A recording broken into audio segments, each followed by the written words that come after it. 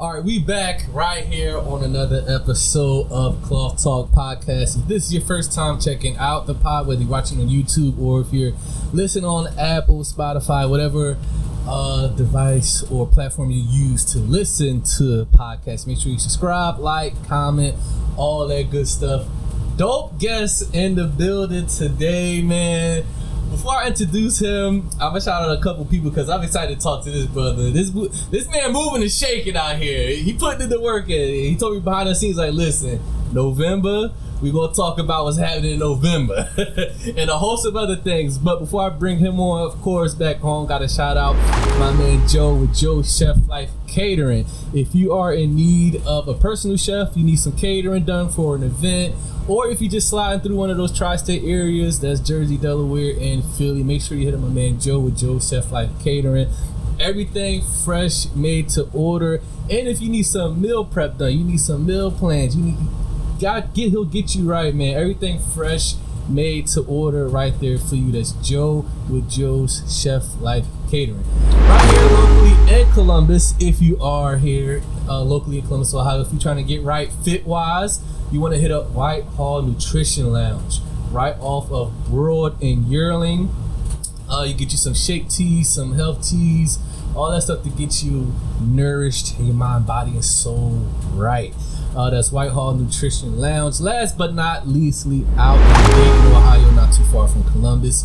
Shout out to my man Deontay Tatum with the flyeragency.com. If you are in need of any graphic design, logo design, if you got a project coming out, you need some mixtape art, cover work done, if you got a website done, you need whatever you need visually to represent your brand and or business, hit up Deontay Tatum with the flyeragency.com. All right, now that we got that out the way, I gotta get this man a proper introduction. He was telling me, he's like, listen, man, I ain't no struggling artist no more. I tell people the price and that's it. That's it. That is it. Man, artist, skater, innovator, entrepreneur, creative director, Diamond Black Studios, we gonna talk about that. Founder of Trendsetta, also known as TSC, we gonna talk about that. This man is a father. I seen the photos. Yeah. Proud dad, girl dad, as they say. Yeah, girl dad, boy dad, all that. You got them all. It is none other. 2 boys, 2 girls. There you go, 2 boys, 2 girls. Yeah. Woo-wee. It's none other than Bryant Bee1ne Anthony is here with us on the show. What an introduction, man. Yes. I appreciate that. It felt right. It felt good. Oh, yeah. I feel like somebody. Yeah, I feel like somebody. Thank you. Yes, man. Man, so much to talk about, so much to get into, man. Oh, let me shout out Essence. Shout out to Essence, the artist. She actually put me on your radar. That's the homie, yeah. Yeah, she hit me up. She's like, listen, you gotta have you reach out to him. She was mentioning you. She's like, he's dope. Like, I follow him, like, cause he was on here. Okay, Essence is on here. Yep, she's been on here as well. That's yep, had her on. She's a dope artist. Yeah, shout out to Essence the Artist. Y'all make sure y'all follow her too at Essence the Artist on Instagram. But yeah, she told me about you. She's like, get him on. I was like, bet. And I reached out. Yeah. And let me tell you how easy setting up stuff like this is. Because typically, I was telling him when he pulled up, I was like, listen, man, booking y'all artists is hard because y'all be booked like a motherfucker. I probably one of the ones you probably done had. Right. It's like, wait, you the busy one. Right. Like, you ain't give me no problem. Right. This is probably the smoothest booking like that I probably People be had. fake busy, bro. That's what it is. They be lying to me. They be fake busy, bro. They'll be having nothing going on. I be having some real shit going on, for real. And people be fake busy, man. That's what it is. It's all, they try to make themselves bigger than what they are. Like, I'm kind of book, bro. I can't do it. I can't be. They be like, I don't want to make myself too easy accessible. Right. Yeah. So he was like, bet, let's tell me what time and when. Let's get it. Yeah, we set it up and boom, just like that. Mm-hmm. I love it. All right, man. So first time on the pod. So let's start from the beginning. Let's get the people familiar with who you are, your story, and we'll get into, everything that you're involved in today. So Cleveland originally. Yes. Born and raised in Cleveland. Born and raised in Cleveland. So tell me, what was it like coming up in Cleveland? Because I'm from Philly, And I can imagine Cleveland is. I've been out there a lot of times. I've been to Philly too. So, you're telling me about it. You passed through. You got some people out there. Yeah, I got a lot of love for Philly. I got a lot of love and respect for Philly, man. Hell I think it's because of my Cleveland background, for real. Word. So I think let's go. You know, Philly ain't no walk in the park, and neither is Cleveland. I'm about to say, like, people don't get fucked up. I feel like if you can survive in Cleveland, especially on the east side, you can survive anywhere. Ooh, is that where you from? East side Cleveland? Ooh. I was born in the Huff area, though. Huff Heights. Is that further up? Nah. Oh, you got in the trenches. Yeah, 93rd. God damn. Oh, shit. 93rd. I was born in what they call Mount Suicide. Jesus. Yeah. Woo. It's actually condemned and tore down. It's a hospital that don't even exist no more. You shouldn't be here right now. You literally a miracle right now. No, for real. Like, I am. Damn. Nah, for real. Yeah, miracle baby. So, are we talking brothers and sisters, only kid? Like, what was the family dynamic? From my mother, I just have my little sister, but I got Papa was a Rolling Stone, you know. Sound I got a lot of brothers and sisters. We talking what this 80s, 90s around the time you was born. I was born in 88. I'm born 89. Yeah, so my brothers and sisters was 90s. Oh Lord. Yeah, it was the 90s. And then my older brother, he was the 80s, the baby as well. So you know. Lord, so where do you fall in the ranking of the kids? Are you middle? I'm the oldest? second oldest. Second oldest. I'm the second out of all. Yeah. Including half brothers, all that. It's like second oldest. Yeah, I'm the second oldest. Jesus. Are y'all tight or close, or are y'all just kind of scattered about your own thing? We kind of have built relationships over time. You know what I'm saying? Because obviously life be life, man. You know what I'm saying? So yeah. Now, are you the only creative one in the family? No. There's quite a few of us.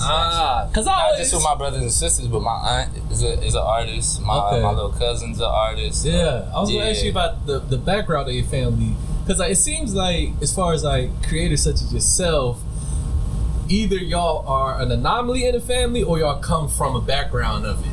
Yeah, in this case, I have a lot of family that are artists and skaters, actually. But nonetheless, I'm still an anomaly. For sure. Yeah. And for you, you know, coming up in Cleveland in that time, like, what did you like kind of stick out, or were you more reserved? Like, because I'm gonna be honest with you, man. As high yellow as I was in the projects, of course I stuck out. Just because of the complexion. Yeah, it's a lot of colorism in the projects. It's a lot of colorism in the hood too. So you know, it's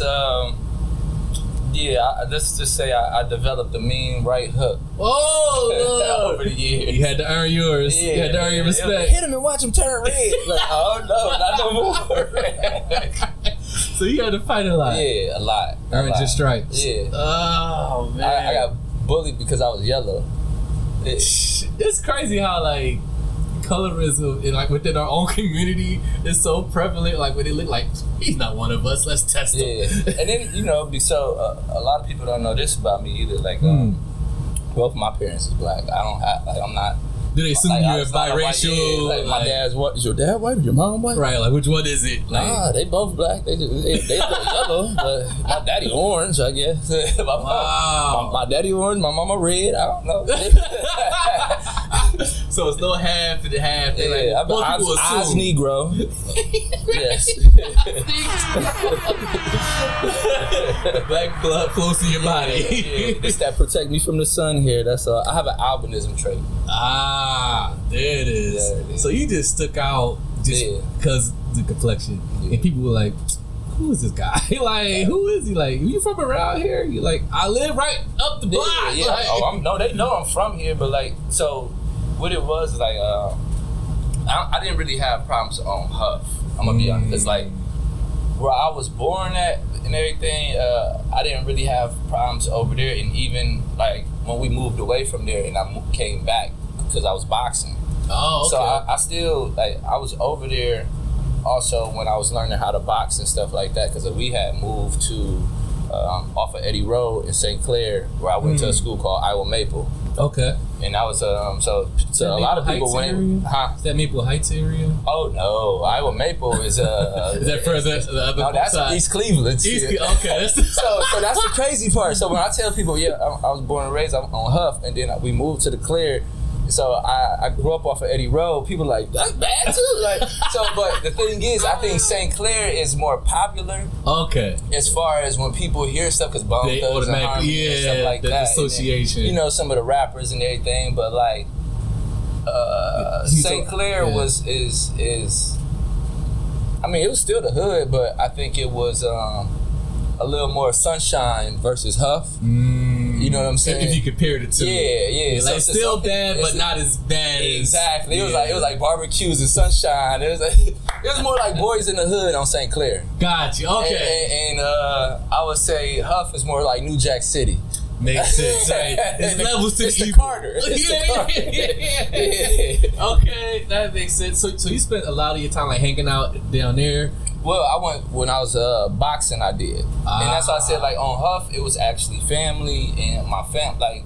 So my mom, my pop, everybody, my aunties, cousins, everybody was my brother. Everybody was on Huff. Yeah, you know what I'm saying. So for that was family, and then when I got older and moved and everything like that, and I started boxing. I was boxing at Thurgood Marshall. And that's where, I was still over that way and just kicking it with family for real. So at this point when you're into boxing, are we talking teenage years? Yeah.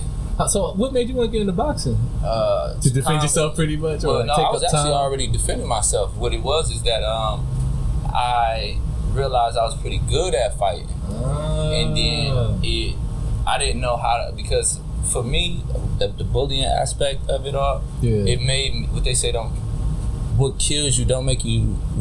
What don't kill you make you stronger. Right? Yeah. That's bullshit. It's all lies. It's in some ways. That shit can break you. It's what doesn't kill you sometimes makes you angry, bitter, vengeful. You know what I'm saying? Vengeful, it creates a dark space in you. So. For me, I think I started boxing to control my anger, actually. So I wouldn't do anything crazy. Yeah, because you never hear that side of it though. Because it started because at this point, the violence already had started to emerge. Because I had got jumped on, I'd been beaten. You know what I'm saying? So I've been stunned with a taser. Stun gun. And all of my teenage years been poked up, stabbed. Stabbed too? Yeah. God. So it's wait a minute. Right? Oh man. Man, I tried to hide that from my mother and she was like, oh, she didn't know that it happened? Nah, but what it was, I was walking to the bathroom one morning and I had the cuts on me. I thought she was gone at work. She seen him. Yeah, she said, you know what? I'll kill you before the streets do. At that point, mamas don't play that. She said, "I'll kill you before the streets do. If you gonna do this, Wow. So then, also that's when the boxing came into play. Yeah, some of the things started changing, and I was going. I started going because honestly, my mom is my mom and dad really was on Huff for real. You know what I'm saying? We moved away when I was little. Okay. So what it was that it's almost like she took me back. She was like, nah, this what you gonna be right here. This took me in there with Cobweb. I don't, you know what I'm saying, bless it. So, Cobweb was an OG boxing trainer on Huff. You know what I'm saying, inside Thurgood Marshall. So he got me right on the hands and as far as coordination and everything. Wow. So. Now, one boxing question, because I'm curious. When you first get in your first day, what's going through your mind? Am I ready for this? Do I got the skill, or are you nervous, or are you more anxious, or are you just I guess I'm here, so fuck it. What I do, coach? I was anxious because I had already been in that building multiple times because it's a rec center. Oh, okay. So it's all Thurgood Marshall is a rec center. I was around there skating and shit, running around and stuff. That was just with a play. You know what I'm saying? Where we played at everything. You know, so. All the kids was at Thurgood. Yes. But I didn't start boxing, like I said, until later. And then when I first walked in there, I just remember the energy. That first time walking into the boxing gym, because it was like all the kids was in there. We all in there. There's some adults in there. You know what I'm saying? Wow. But everybody hands wrapped. You could feel the humidity off of the gym when you walk in. And they had the music cranking. It was just it puts you into a fight night. Like, yeah, let's get it. Like, because the energy was so crazy, but it was very much like family. Wow. Yeah, so I love boxing in there, and then boy, that training though. Is it like real high? That cardio, boy, I still remember all of that. So it was grueling. Yeah, it was grueling. It seemed like for you, like that was a point for you where it taught you a lot too. Yeah, it was a pivotal moment. Yeah, boxing taught me self-control, honestly. Right, yeah, because you said you're dealing with that whole anger. Yeah, it taught me self-control. Stuff. Boy, cause I'm thinking like if you didn't turn to boxing, you probably could have. Lord, no, you probably could have offed somebody. For real. I'm not even gonna lie to you. So who's going to visit Bryant this weekend upstate? Yeah. Like one of those you have type a collect stories. call from Cuyahoga Correctional Facility. Yeah. Do you accept the charges? Wow. right. Like, there ain't nobody but B. Go ahead, accept it. Right. What's up? Yeah. Shout out to boxing. Yeah, shout out to boxing. But my father did get locked up, so yeah. Oh, did he? Yeah, but he out, of course. Okay. He came out looking like the Hulk. But He slowed up. he was big before he went in. He got even bigger. Wow. Okay. So you mentioned earlier that a lot of siblings, half brothers, half this. Papa was doing this thing. Yeah. Did like the relationship with your pop? I know you mentioned that he, did his time or whatever. Were y'all really like close, or did you ever get close, or like describe the relationship with your pops? We got close over the years. Yeah. Okay. It took some time. Was it a lot of resentment there? Yeah, it was. I'm not gonna lie about that. It definitely was. I'm gonna go ahead and sip to that. Yeah, I got you. Let me do it with you, because I went through that myself. But at some point you gonna have to. But I had to let go of that resentment, and to be honest, I really didn't start healing from that until I became a father. Really? Yeah, it was so backwards. Wow. Because it was like, dang, man, who I'm about to go ask these questions to? Right. So it was me, and fatherhood has been a self-discovering journey a lot, because I was like, I didn't know how to navigate this space. Right. So I'm just really doing the best that I can and giving my kids the love that I want, you know what I'm saying? And then sometimes I feel like I even lack there because, or as far as providing that love or providing in general, because, my own, I got some daddy issues. Right. That's what it is. Right. You know what I'm saying? Honestly, but over time I had to get through those, and I don't fault him at all anymore. You know what I'm saying? I'm not even mad at him no more. I love him, because I understand that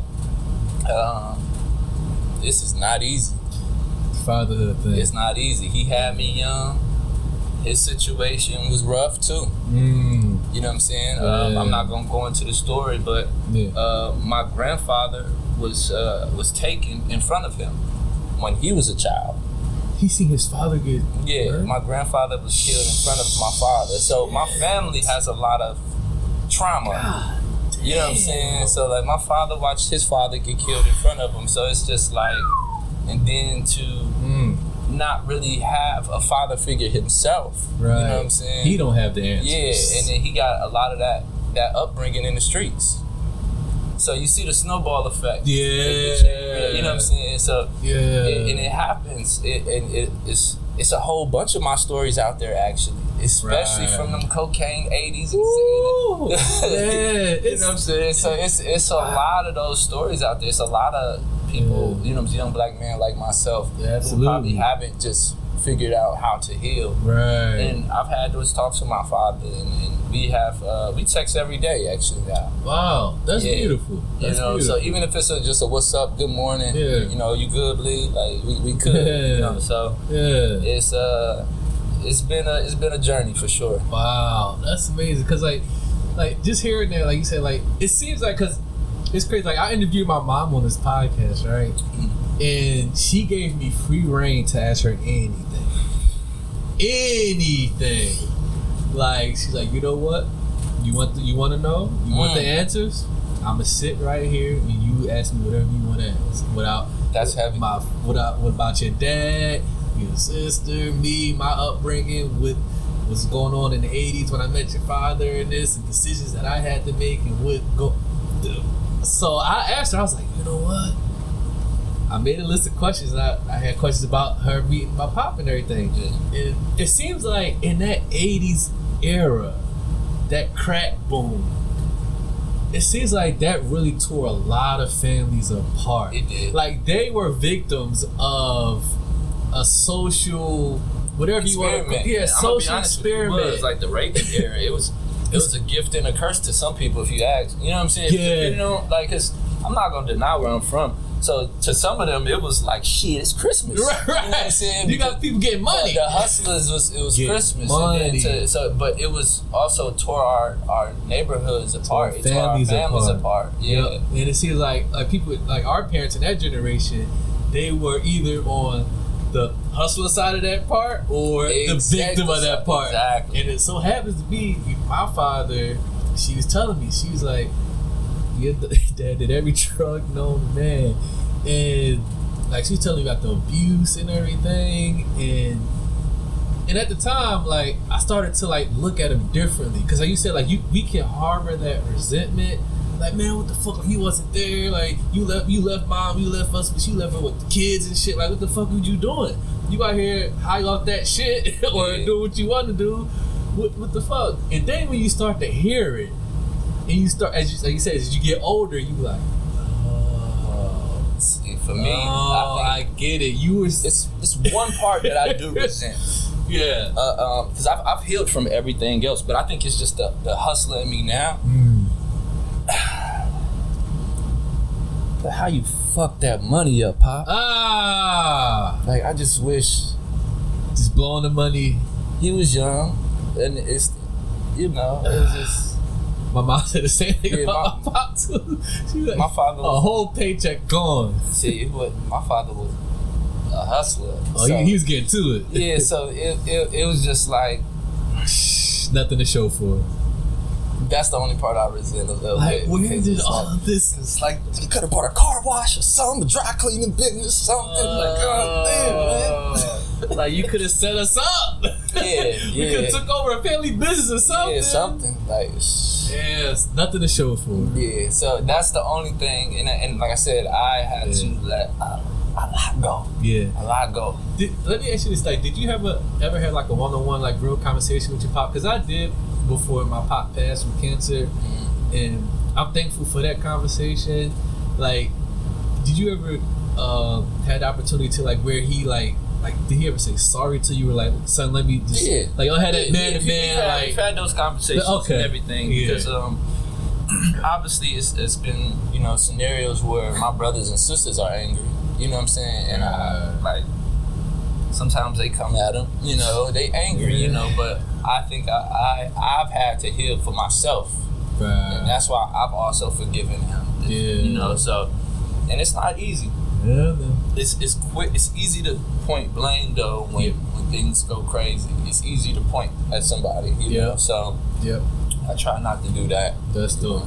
Do you think you'd have reached that point? And we're gonna talk about it more. When you said like, when you started having your own kids and becoming a father, that's when it started to click for you. Yeah. Like, was that the point where you like, you know, well, let me let this go? Yeah, that's exactly what it was. Yeah, you're like, you know, what I'm holding on this shit for? Like, exactly what it was. Once I started to have children, it was just like, you know what? Let me. Yeah. I understand. Yep. Like, I got you, Pop. We can did it. We cool. And that's what it was. And he was like, he even said, he was like, man, I knew that at this point though, when he told me, he said, I wish I was the father that you are.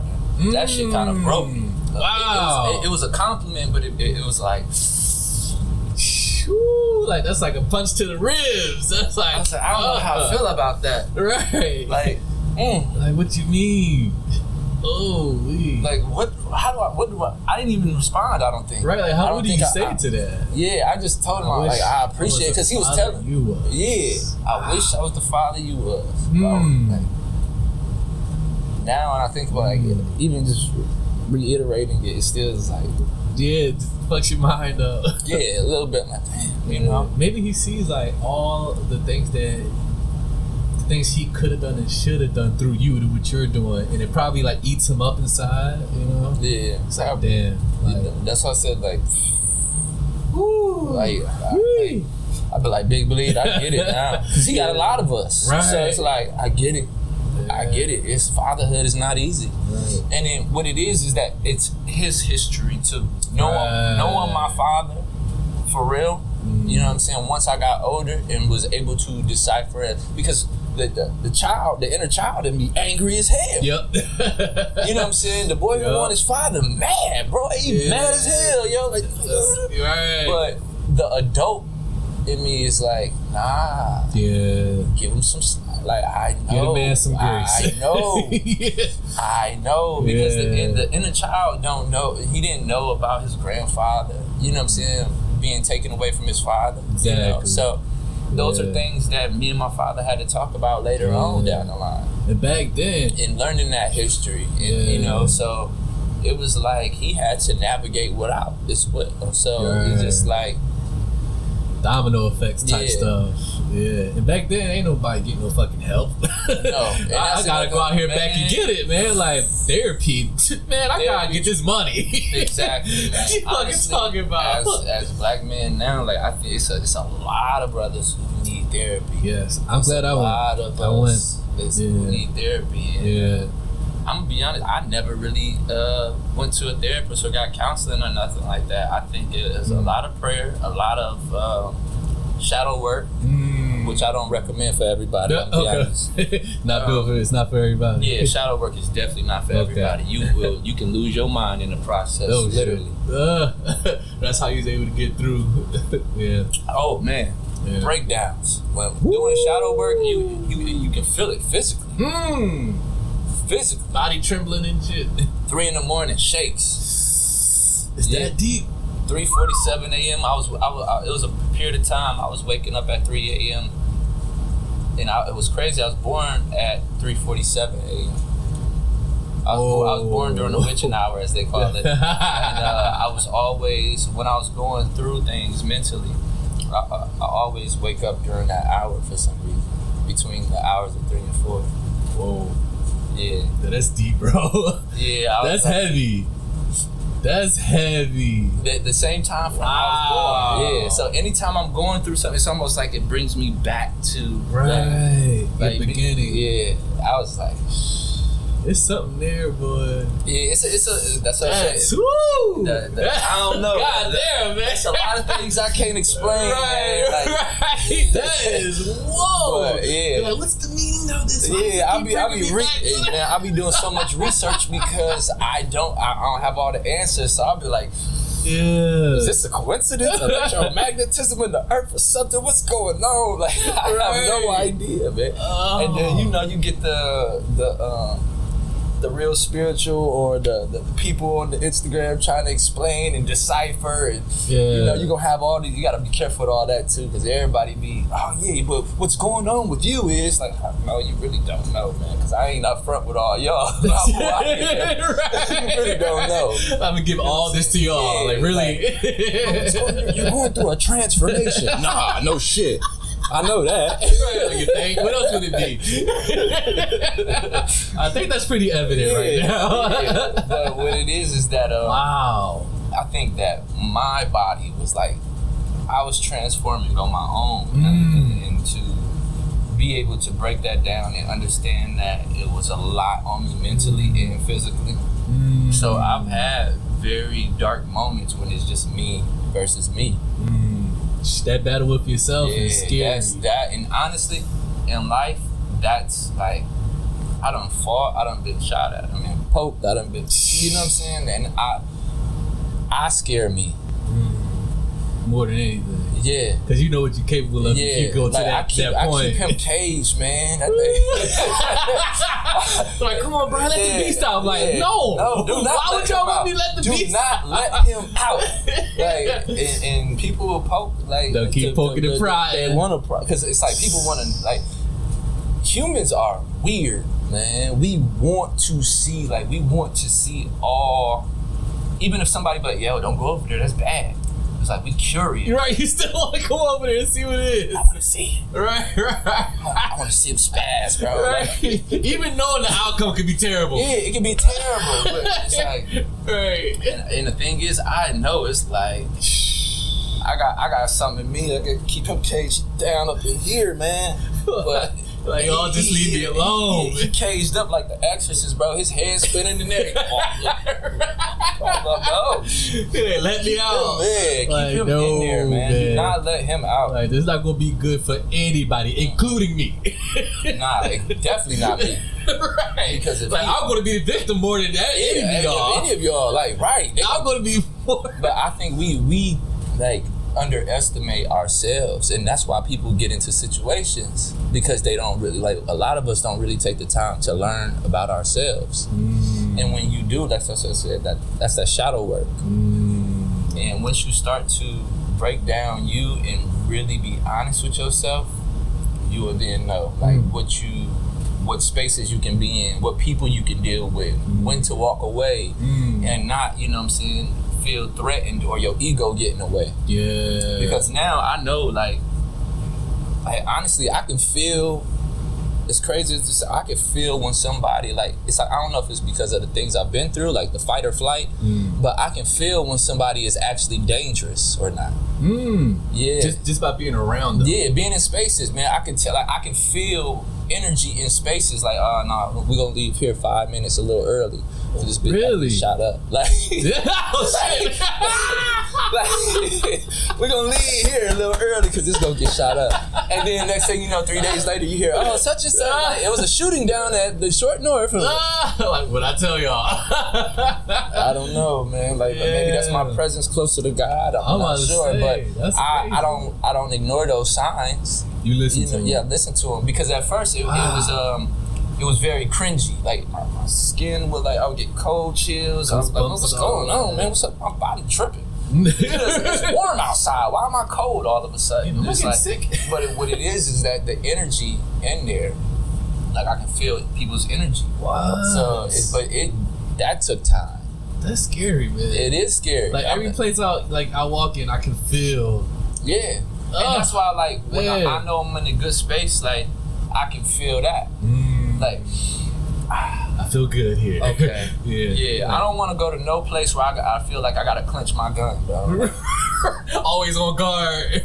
Like, when the dumb shit about to happen. Swivel, like, you know come on. I don't want to be in no spaces like that. Yeah. And the thing is, if I'm in a situation like that, my body even slows down. Like, I don't know if you have ever been, like, in a real. All right, so not to go there. Like, let's go. We on Club Talk. But you know, so if you ever been shot at, like, everything slows down. Everything really slows down, like, cause that fear, your heart racing. So it's either like you see clearer. It's almost like you smell, like all your senses are enhanced because it's fear. But if you learn how to control that fear, you can be, that's where, like, fighters come in to be deadly, because it's like we cage that fear, but your senses are heightened. So that's why, like, when we be watching a boxing match, and you're like, damn, how you see that punch? Yeah, he slipped the shit out of it. All those people are literally, like, whether they say it or not, it is a little fear-based. But you learn how to control it. Yeah. Get out of line of fire without being scared. Yeah, we are fearful. We, like, nobody, like, you know what I'm saying, we don't live in fear. Right. But it is like, and but that's what gives you the strength. That's what makes you brave, is actually fighting through that fear and conquering that fear. But everything slows down, and that's why I'm like, my senses be like, now I have that edge where it's like I can control that space. So it's like, all right, I'm here, I'm present, you know. Yeah. So when you was going through that, at that moment, that experience, and shots is ringing off, you were still and calm. Yeah, but it took time to do that, honestly.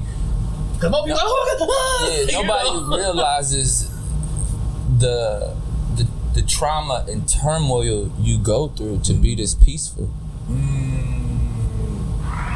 know. So it's like that took time. Woo! That's a good note to take a break. We still got so much to cover with Bee1ne right here, man. Hey, before we take this break, let me make this announcement real quick.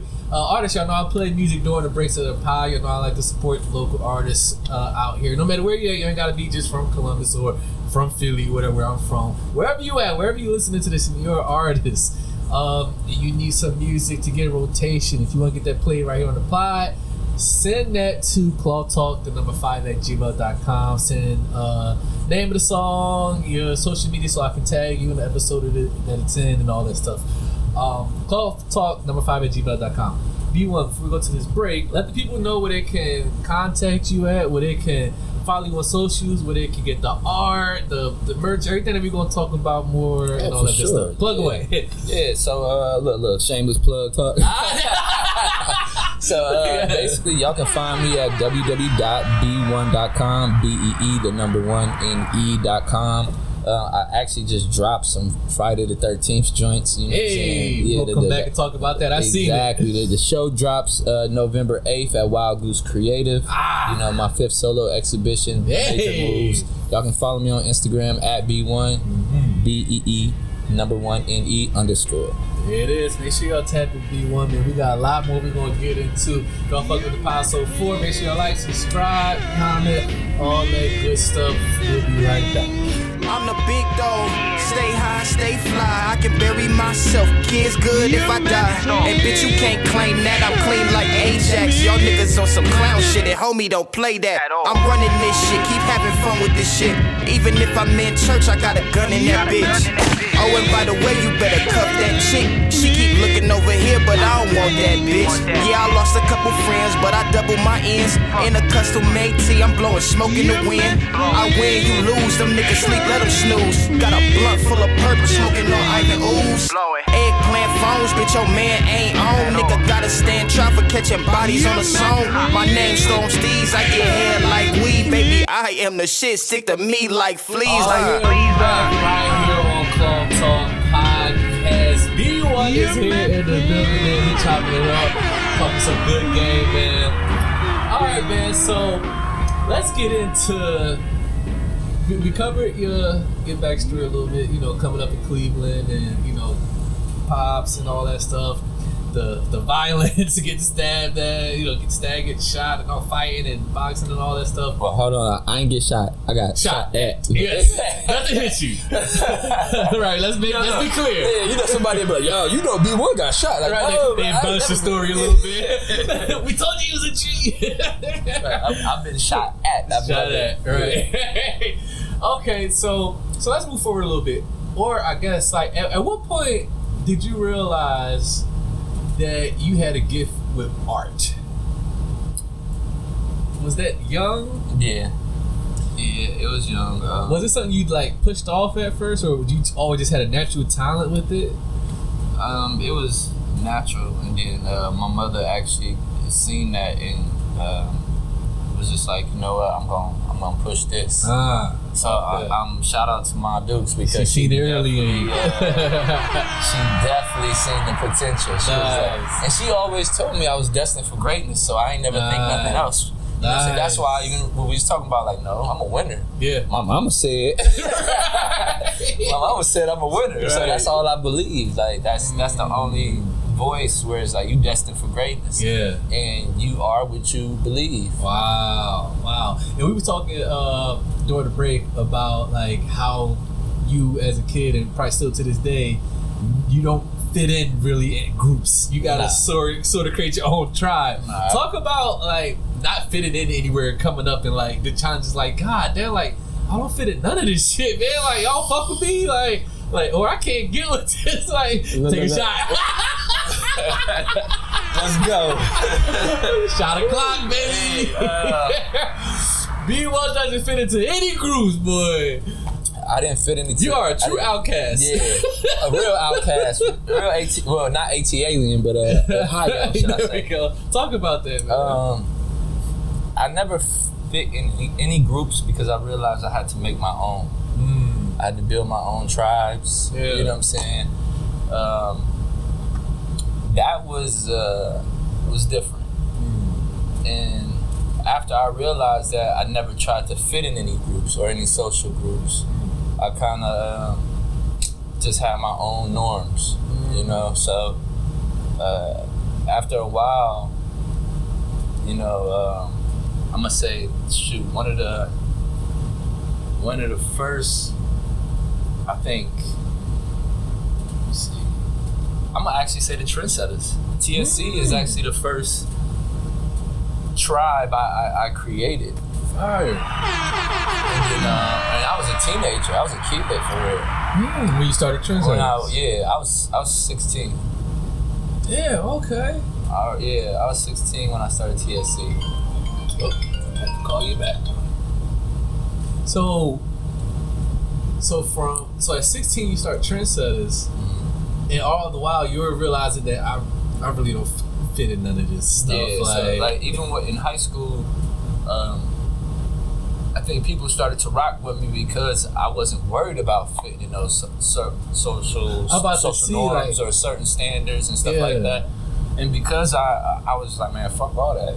Like, I'm gonna do what the fuck I want to do. Right. It's dope to me. And people started to rock with that, actually. And I was going to ask you, like, how did people receive that? Like, because it was like, Brian think it's too good for us now. Like, nah, it was the arts and everything like that. Like, got into a few fights. Yeah. You know, and then for some reason, fighting make you a little popular. People he got hands. People perceive the violence. I don't know. You know this. So I had to get out of that too, though, because and like that spill of violence where I thought that people only respect you if you inflict pain or fighting or doing something that is destructive. Yeah. Because that's what people responded to. And I was just like, that's what I would do. It's like, that's the only way they're gonna respond is if I go upside somebody's head. That's how I get my respect, I guess. And it was just like, hey, I don't want to. This can't be right. That's like knock somebody unconscious. You know. So, and I remember. I'm not gonna tell the whole story, okay? Because I really was in a dark space at that time. But I got jumped on in high school, and then one of the guys who had jumped me, I was able to catch up to him later on. Oh shit! And they had jumped me, but he was one of them. Yeah. Okay. And we was on the street called Westport, which was across from Euclid High School, and basically, shit, I squabbed up with him right there. Like, but I literally, like, I trolled him though, because he was by himself. I was like, okay, I'm gonna say, you was a bitch. Like, y'all only could jump me. Right, that's why I was just so angry. My heart was pounding. I really cause the thing is, I was really afraid. But I was so mad and felt disrespected that they jumped on me and thought it was funny, man. Like, I was so vengeful. And that's why I said, what doesn't kill you make you stronger. What doesn't kill you make you bitter and angry and vengeful. You know, so I'm gonna be quick with it. Matter of fact, I am gonna tell the whole thing. Okay. I beat him up and peed on him. Literally? Yes, I peed on him. What the fuck? Yeah. And it wasn't one of my most Jesus. God damn. It wasn't one of my most glorifying moments. Was anyone around? No. And that's why I did it, actually. Something like, that's why I know, like, was it psychologically, it's not, that's why I keep that. Yeah, because I know that, where you can take. Yeah, things. It's like, whoa, and the fact it didn't even resonate until like 2 days later. Like, really peed on dude. I pissed on buddy. Whoa, like I can go there. Yeah, that's a different level of life. You know what I'm saying? Because some people just like, I got my lick back, we good. No, because you had to no. Because I felt so like degraded when they jumped me. Yeah. And they tried to take like, my shoes and everything. Oh, and it happened in broad daylight. You know what I'm saying? Like, so, I mean, you know, people was jumping each other, robbing each other for J's and stuff like that. You know, I had some black Jordans on, and it wasn't even like no special Jordans. It was so you probably the special Jordans. It wasn't like no threes and nothing like that. They was nice. You know what I'm saying? But it was for me to like. I actually went to boxing practice in those Jordans. Yeah. Word. So the dudes had jumped me. I just felt like shit. I think that's what it was, man. I felt really degraded, and I think what it was is that I wanted him to feel like how I felt, and I couldn't think of nothing any more drastic, honestly. I had to beat the shit out you. So. Yeah, I couldn't think of nothing any more drastic, and you know, he was laying on the sidewalk, and I peed on him. It was in front of somebody's house too. Like, I don't think they was home because nobody came outside. But I'm like, nobody seen like, hey, you know. Right, that's what I'm saying. Like nobody like. Yeah, a car had drove past. Like, oh shit! I don't know. Like, it was wild. Like, now that I think about it, like, whoa. That's what I'm saying. Like, so, I'm just thinking of the scenery. But like, it was I was in that dark space because like And you were in high school at this point. Like high school. I was in high school. So I'm pretty sure you had to cross paths again with this dude. No, the dude, he didn't even go to our school. Yeah. Oh, he just part of their little crew. Whatever. Yeah, he didn't even go to our school.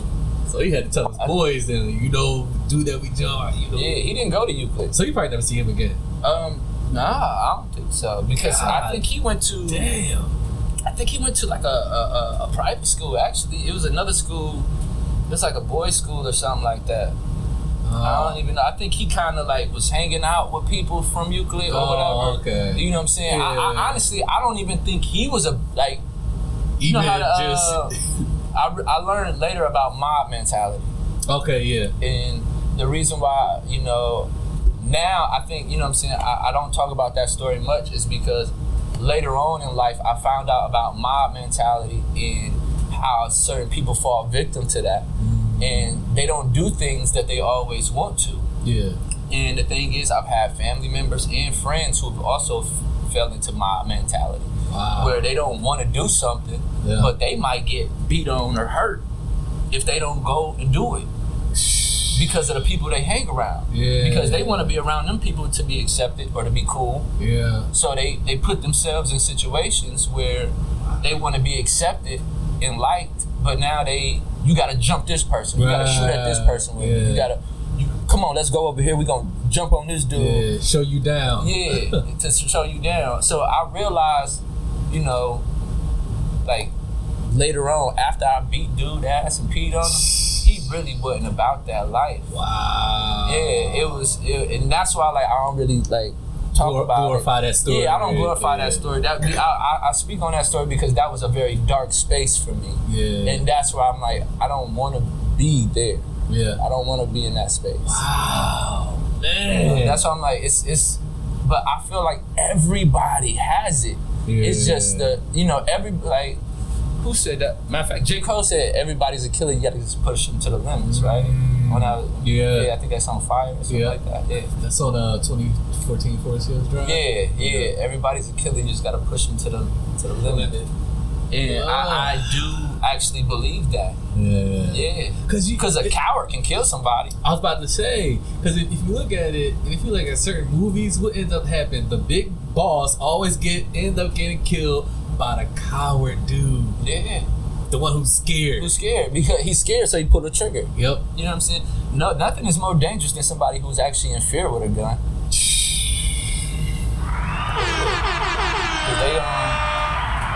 They quick to pull it.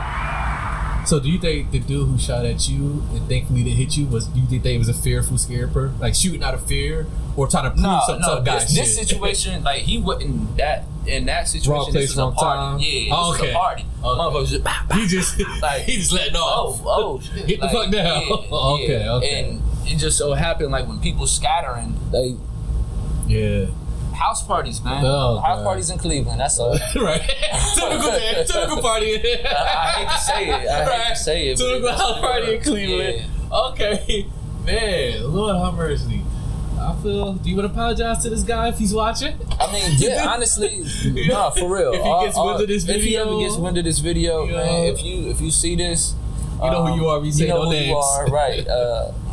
Sincere apologies, man, because that is really not me at all. You know, I do believe you sometimes become a product of your environment, and you know, you try to let those things go for sure, because deep down, I'm a loving individual. Right. But to some people in the past, they'd be like, bullshit. Right. If somebody see this from my family, like, man, fuck him. Fuck him. Like, he up there capping. He lying. He lying. All the sentimental crap. No, he's a tyrant. Yeah, I'm for real. I'm a lover, bro. Like y'all push me to be this guy. I don't want to be this I'm guy. For real a lover, bro. Like I am not like that. You know what? I think it's true, because if you look at it, I do believe that we truly are a product of our environment. Yeah. It literally shapes you. Yeah, it shapes you, but you have to decide, like, we always hear that term, oh man, from the hood but can't take the hood out you or whatever. You know what I'm saying? And I believe, like, it's duality. Because those certain situations also taught me to survive, right? Yes. Yep. And also, like, I appreciate the journey. Yeah. It has not always been easy, but the journey has definitely shaped me to who I am today. Yeah. And I don't think if some of the things I've went through, I don't think I would be this understanding with myself as well. Because, like I said, to be here, a lot of people, like, not to sound above anybody, but like, there's certain things you go through that make you reflect on yourself. And it's like, man, I think a lot of people have a hard time with really taking themselves accountable. Yeah, that's a hard thing. Accountability is that comes with that shadow work, and that shadow work, like I said, it can take you out. Yeah. You gotta really sit with yourself. Oh man, wow. Okay, let's get back to Trendsetta. So, 16 years old. You start Trendsetta. Initially, like, what was your frame of mind when you like, you know what, let me start this Trendsetta thing? What was the plan with that? I started the group because create the own tribe. Yeah, well, it wasn't just that. It was also like I was skating, but it was groups that didn't necessarily let minors in. You had to be 18 and over. Yeah. So and that was cool. You know, I understood. And that gave me the platform to make my own, you know what I'm saying? Because I was already roller skating and everything. Okay. And I wanted to be a part of a group because it was actually skating was keeping me out of some trouble. Nice. So one thing I learned about Cleveland, underrated skating scene. I learned that later on. Yes. I was like, oh, Cleveland has one of the best skating scenes ever. I didn't realize how deep it was until I started meeting people from Cleveland. I'm like, oh shit. Yeah. Honestly, I think our teen nights, hands down, has better sessions than any place.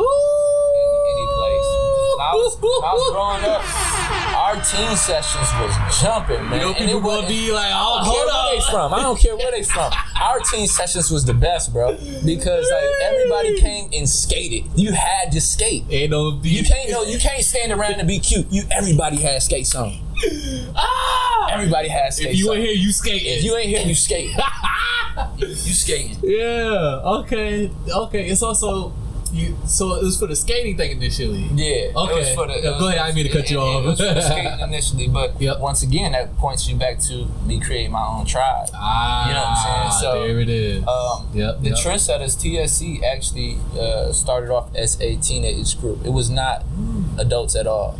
You know what I'm saying? So Trendsetters, the foundation of Trendsetters is actually teenagers. It's young boys. You know what I'm saying? Okay, this is for the young guys. Yeah, this is no country for old men. That's what so Trendsetters was that. It was no space for old men. Right. And, what it is that we going on 20 years now. So a lot of the Trendsetters grew up Trendsetters. Wow. Yeah, because you come in, like you... When I started making the rules and stuff, I thought 25 was old because I'm, you know, so I had the cutoff being like 25, like, it was just wild. Now that I think about it, I said at 16, I said, yeah, when you become 25, you gotta retire from Trendsetta. It's like, but I was 16, bro. I was 16. Not even a 16-year-old. It's okay. Yeah, you know. So, but later on, that became you can't join if you're over the age of 25. You know what I'm saying? So everybody that is like, if they 28, 29, 30, they came up in here. Okay. So all the older trendsetters literally grew up TSC. That's crazy. Yeah, and that's my tribe. Wow. That's my brothers. So that's outside of roller skating too, because I break bread with these guys. We do businesses together. That's beautiful. You know what I'm saying? All that over the years. Yeah. Did you at 16? Did you foresee it being what it is today? Like, did you have a foresight, or was it just like, I just want to create something for us? I'm gonna be honest. Was you really thinking this far ahead with that? 20 years later, did you see where it is right now? I'm gonna be real with you. Actually, I think my mindset was always thinking bigger. Really? That's impressive. Yeah, I think that's why it's still here for 20 years, because so you foreseen this? Yeah. Wow. No cocky shit. Other skaters can tell you, like, the TSC is, we are a part of a lot of shit in the roller skating community. On the behind the scenes side, that a lot of people don't know about. Yeah, we do a lot of work, a lot of investments put in. Yeah. What? And at 16, here you are, you having the foresight to see what this could become. Yeah. See, at that time, I just wanted us to be great skaters. You know what I'm saying? So I wanted, but yeah, we gotta be the best. But I was like, yeah, but we gonna be fly. We gonna have these clothes. You know what I'm saying? I want to do business. I want us to have this. Like, so I had always thought about the brand. You know what I'm saying? Because it was no, like, I didn't see a whole bunch of like young flyness with fashion and just the art. So I kind of mixed all the fashion, art, roller skating, hip hop. I like mashed it all together. Yeah. You know, so it was what I got, because I was always into fashion. Yeah. I'm gonna say style, because fashion is what you offer 4 times a year. Style is what you make of it. Ooh. So I'm gonna say style. I've always had style. Okay. Because I could go to Walmart, Target, and make something fly, bro. I got style. That's it. And they won't even know where it came from. Exactly. Hey. You know, so I've always had style, but I was inspired by the story of Supreme New York, actually. And the Supreme team? Yeah, because that was 93. A lot of people didn't even pay attention. Like Supreme and Bee1ne, that all came out in the early 90s. Yeah. You know, so what it was is that I seen how Supreme, like, they were just a group of skateboarders from New York. And they just was in their crew necks and they shirts and with they stamp on it. And that's kind of, I was like, all right, I could do this for roller skating, for sure. You know, because there's a lot of brands that are based off of certain lifestyles, and that's why I was like, make it a lifestyle brand. You know, so, and this is what I was thinking about when I was like 2000s. I'm in high school. Right. It's my senior year of high school, man. And I was thinking about that, and I was like, okay, yeah, that's gonna be it. So Supreme and Bee1ne was like a major influence. It gave you the blueprint. Yeah, because obviously like, Bee1ne was just more so on like the unorthodox things that they did. Yeah. But the Supreme team was like, okay, bet. Because I seen skateboard brands like Vans, Thrasher, DC, all those was out there. But it was like Supreme just had this sleekness to it. It was you like the look of it. Yeah, it's real dope boy chic. Yeah. So, you know what I'm saying? So I really liked it, you know? So it's like, all right, how can I, you know? And everybody was like, that's a skateboard brand, though. Like, right. They're like, it's different. It's a lifestyle. Like, so those are the things I kind of implemented in with TSC. Wow. And how many, like, guys would you say is, like, if we could, like, ballpark it, like, that are still from the beginning that's with you today? Like some day one. Some of them coming back, actually. Hey! Alumni group coming back. Yeah, so what's crazy is that because we were kids, right? Yeah, I think like of course we all go through our journeys and stuff like that. But one thing about TSC, it's a family. It's a foundation. It's a brotherhood, and that's what I think. Like even members who are there, who went on their walk of life, they always come back. You know what I'm saying? Or even if they don't, they always still affiliated, talk to us. You know what I'm saying? So it's like you don't really leave TSC. What you always in? You don't really leave TSC. Like it gets deep, but we ain't gonna go there. Okay. You know what I'm saying? You know, Like some Fast and Furious shit. Yeah, it's like always brothers. A lot of us got tattoos. Got the tattoos. Yeah, the Trendsetta tattoos, man. You know what I'm saying? So this is going deep. Yeah, they got a couple members who got it on their forearms, they arms here, back. Damn. Yeah. Yeah, you really you started a whole in Cleveland for a minute in Cleveland. Like I think 06, 07, we actually because the gang tagging that started to increase. I remember we ended up on the news. Oh shit! Because a couple of us had painted TSC on an abandoned building, and for some reason they used this mark. I was like, we ain't no gang though. You know what I'm saying? We ain't no gang though. Like, but I was painting in the street. I was tagging a little bit. So I thought y'all was a gang. Yeah, TSC. Like after that, like I remember, like the police even asking, like, what those tattoos mean? What's this? You know, like. You're like, this getting kind of deep. Like, it ain't that serious, Scott. Like we just having fun, man. Y'all doing the most. Y'all always want to check on something. All right. Well, you know, whenever a black man start a movement, it's got to be criminal. Yeah. No matter what positive initiative is behind, it's like, what the fuck y'all doing? Yeah. After that, I think it was groups that came out though, like. I was like, did y'all birth a little? Yeah, it was other groups that came out. I think it was a motorcycle club that came out called the Lady Trendsetters. Oh shit, the Lady Trendsetters. I don't know if they still exist. I remember they came afterwards though, but I remember they came up to the skating rink one time because we all had our Trendsetter shirts on. It was like, we was here first. I don't care how old y'all are. Right. Like so, members, I think at the time, like the ladies were older. You know what I'm saying? Okay. So but the Trendsetters really started in 2005 at my kitchen table. At the kitchen table. Yeah, the paperwork didn't go through till 2006 because we ain't know nothing about that. You know what I'm saying? Right. So that's the date. It was like, all right, on paper it say 2006, June 17th, 2006. Official date. Yeah. But before then, man, we was all kicking it at my house. Yeah. Yeah, that's hard. That's 2005 is when it really started. It is. That's dope.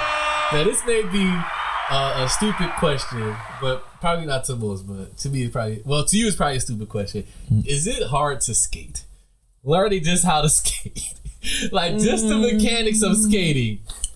4 wheels, rollerblades, is there a difference? Is it hard? Going backwards, the hip swaying, the dancing while skating. It depends if you got. Cause I can't skateboard for shit, but I be watching, I'm like, yo, they smooth as shit out there. I don't know. I think for some people it is like. I don't know. It's more of a vibe that you catch later. You know what I'm saying? So I think if you think about it too much, it could be hard for you.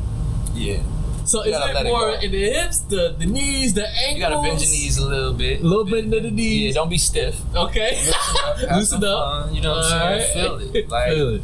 And I would recommend to anybody, just start with baby stuff. Yeah, I'm saying if anyone wants to like, y'all want to get into skating, but they like, if I ask, I'll be like a dumbass because like, you don't know how to skate. What you mean? Yo, you make fun of people like, what you mean you don't know how to skate? No, I really like, to me, I feel like everybody can learn how to skate. It depends on if you comfortable with falling or not. That's the big question. You gotta be comfortable. You gonna bust your That's ass. the big one, bro. I still fall. You know what I'm saying? It happens from time to time. Everybody falls. You know what I'm saying? Especially in the process of growing.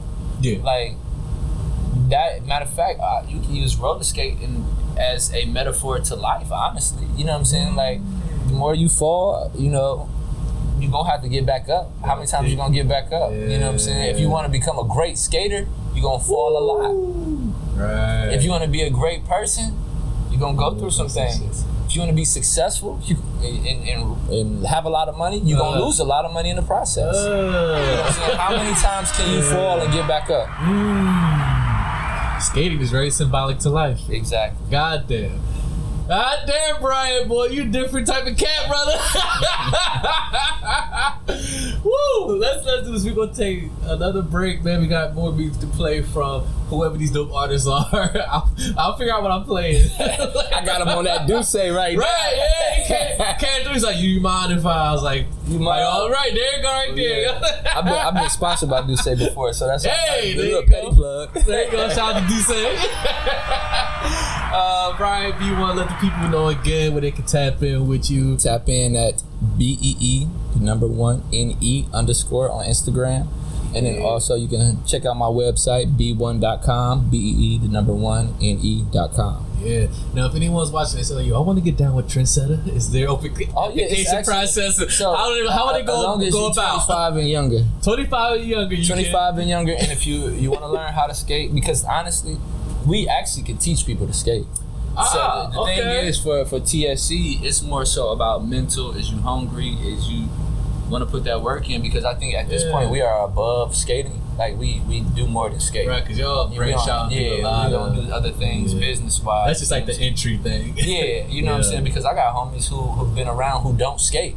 My boy A. Jones in Atlanta, you know what I'm saying? He's been around Trendsettas for a long time as well. Not even a skater. He's not even a skater, but he's been a part of investments. He's been a part of helping the crew out. He's just been there. Right. So there's different departments people can get involved in. Exactly. But if you want to learn how to skate, we can do that. Yeah, we can do that now. Because now we got, like, for example, a lot of people come in either being affiliated with TSC and segue to different aspects of what I'm doing. For example, Dolphin Black Studios is a creative agency. Yep, we're going to come back and talk about that. Okay, boy, layers, boy. Layers. All right, make sure y'all tap in with Bee1ne, man. We're going to be right back right here, Cloth Talk Podcast. Don't go nowhere. I got you right out of that deal, dog. Wrestling the fact I broke your heel, dog. Man, I caught the fact you saying isn't real, dog. Weird. Fuck. Boy, I'm light speeding and casually smoking. My boy, I'ma need some diamonds. It got the munchies, it's a nice spice meaning. Not literally, boy, I just smoked the finest. And bring back time, just trying to equinox it. A Christina Milian, that's an old dream. And you all that shit, I'm probably keening. I'm not a lyricist, I just borrow my demons. Describe my style as hot for no specific reason. Angelic flow, but words need redeeming. After the ash fell, I read Ephesians. You got a wax song, I just finished cleaning. I lost a lot of respect for a couple of some of these other niggas. Get to a point where the number 6 is gonna be a minor figure. Bounty on your head or your dame, or you should try to go pick her quicker. And you had a rollie, but it was a time bomb, I heard the ticker. And haters just evolve, they not actors, they shapeshifters. I resolved love and hate and it came out just a great mixture. The beat to wax in question, producers just pull up a picture. And Hitman with a target, I just gotta go pull the... And Shalimar, you see this is all just a night to remember. Control like 3 elements like it's the month of September. And steer clear of weirdos and don't fall for pretenders. Chicken piccata, tortellini, Alfredo is what I had for dinner. Had that last night, bro. Right here on Cloth Talk Podcast. Bee1ne is here talking some good game, man. He was just talking to me behind the scenes about how important affirmations coming from a parent to a child is. He's like, listen, from day one, my mom told me, like, you great. You destined for greatness. And that stuck with you. Yeah. Like, you just walk through that in your life. Like, carry that with you. Talk about, like, because I'm thinking, like, in today's time, how we look at parents and how they kind of like interact with their children, it's more so scolding than love. Yeah, for sure. It's not a lot of tenderness or care. It's very brute. It's hard. It's calling you stupid. You never gonna be nothing. You're fucking up. You're getting it wrong again. You can't choose your parents and you can't choose your kids either.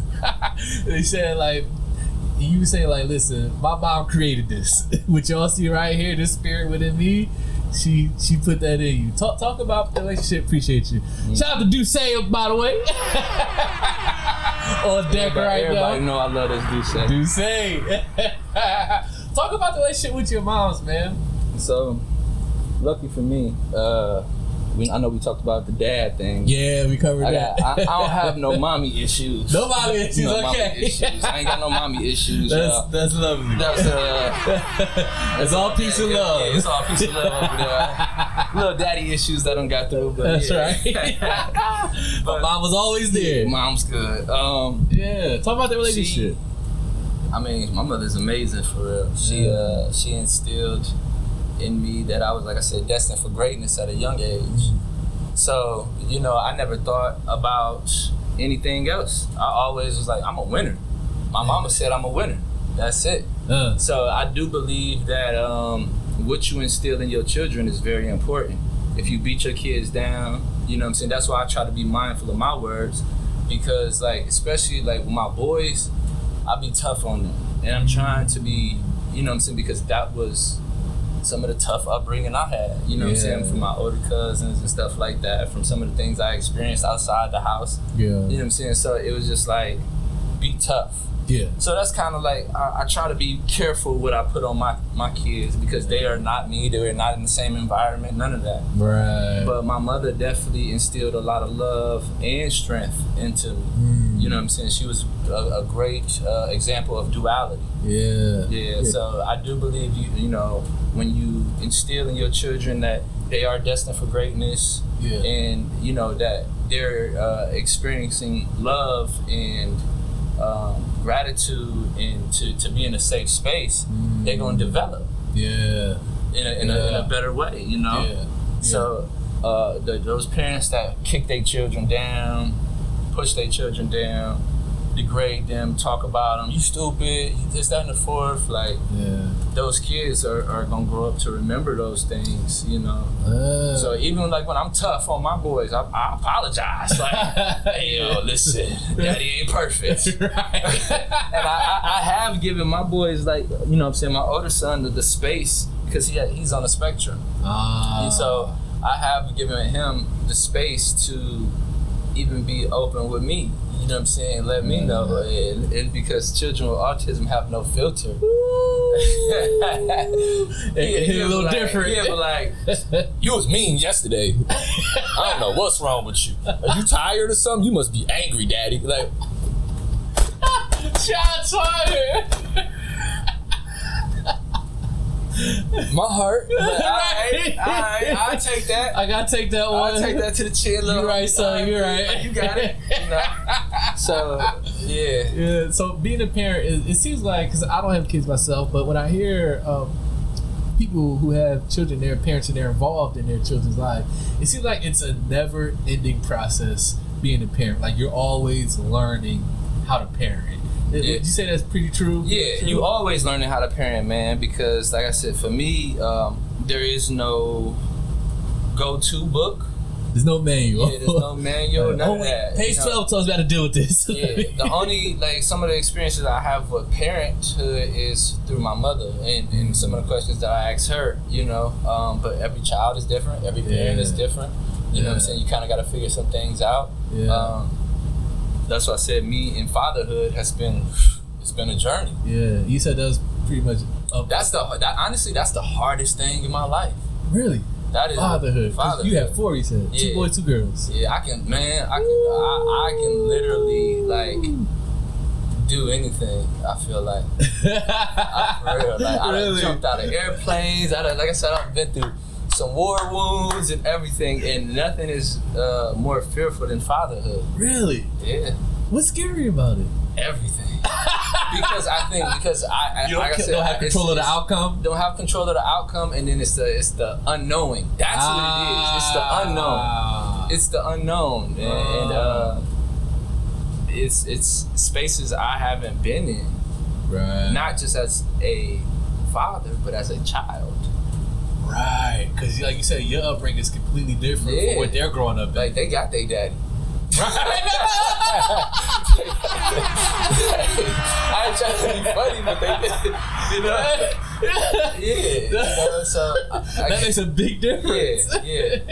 You know? And I'm pretty sure for you, well, I can't speak for you, but I'm pretty sure that I can imagine that you probably have days where you're like, am I doing this right? Oh yeah, all the time. Yeah. All the time. I always wonder, am I doing this right? You know what I'm saying? And I have to go back and be like, yo, my bad, you know what I'm saying? My bad, son. You know, I apologize.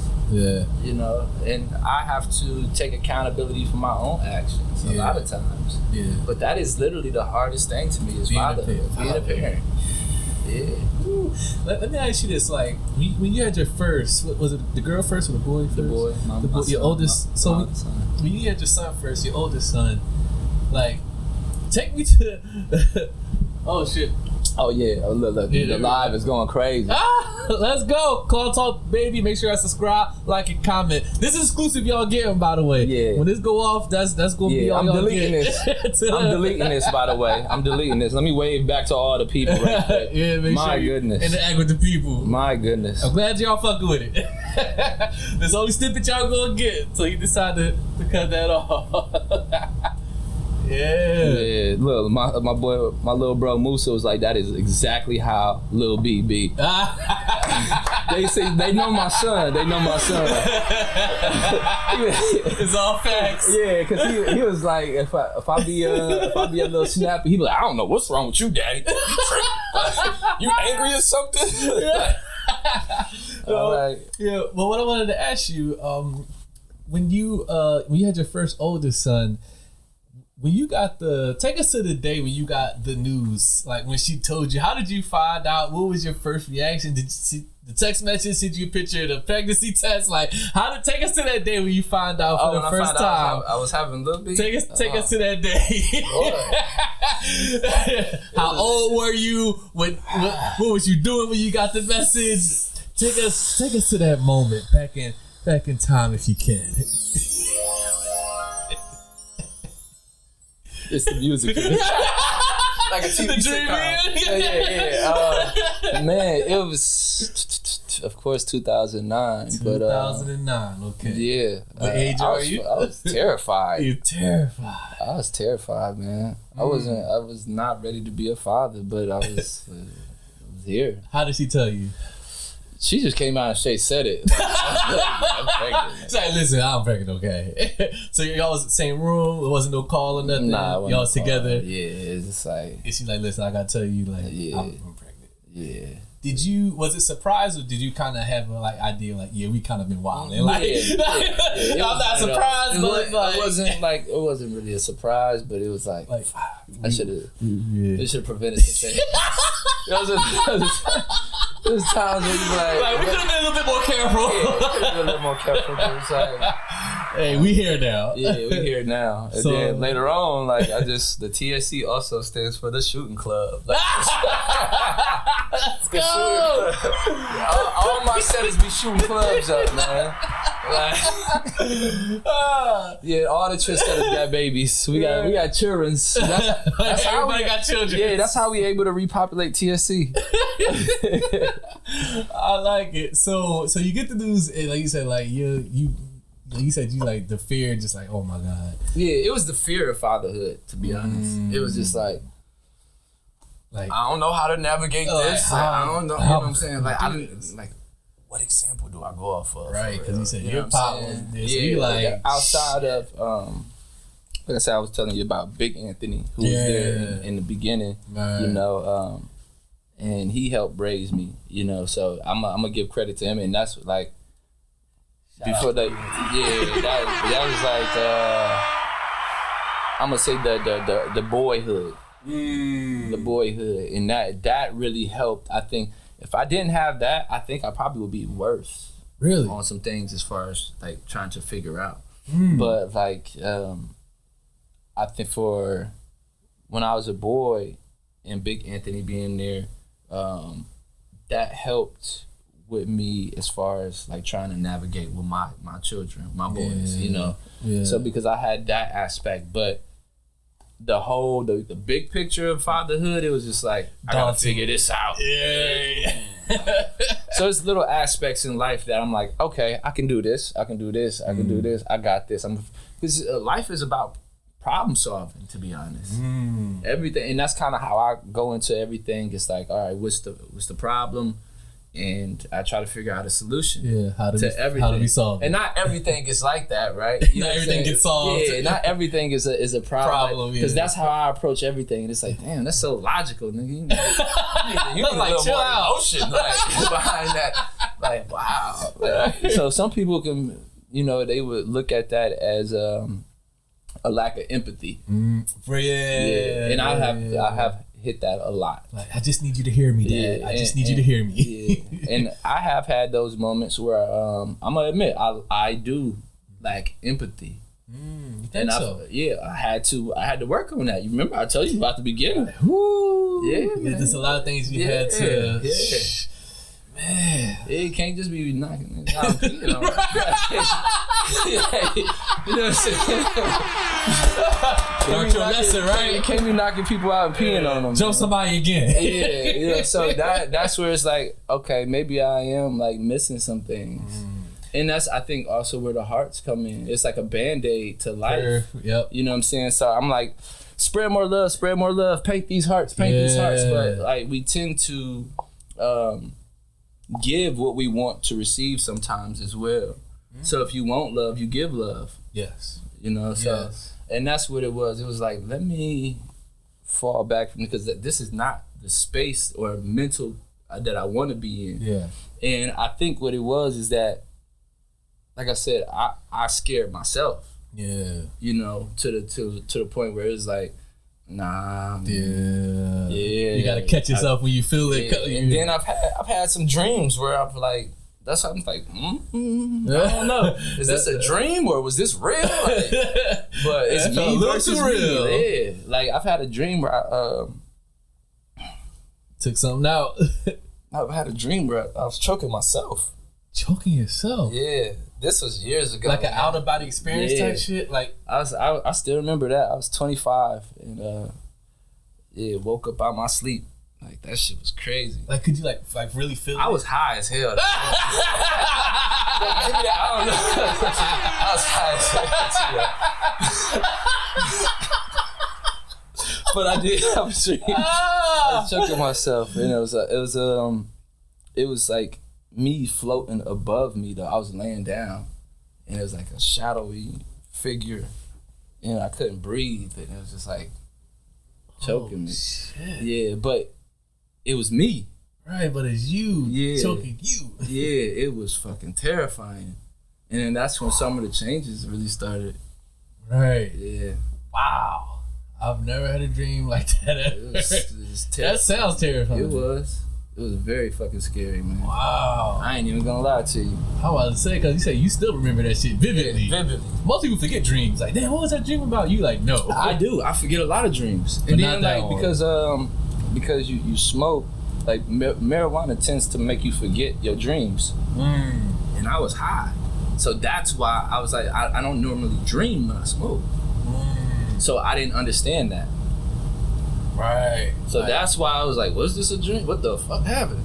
Wow. Like, fuck, man. Like, did I eat something? Like, what was going on? Right. It's terrifying. I don't want to be in this space. Man, there's so many, like, points in your life where it's, like, almost, like, life-altering, life-changing, like, wake-up calls, like, 3:47 in the morning. I mean, that was when I was born, 3:47 a.m. Yeah, but it's a recurring thing like for me you. waking up from 3 a.m. to 4 a.m., like, between that time frame. It's a lot of reoccurring things in your life. And I had to start paying attention to them, honestly, because it was like, I do feel like the universe or God will give you messages, you know what I'm saying? And it's like, I don't really believe in full coincidences anymore. No?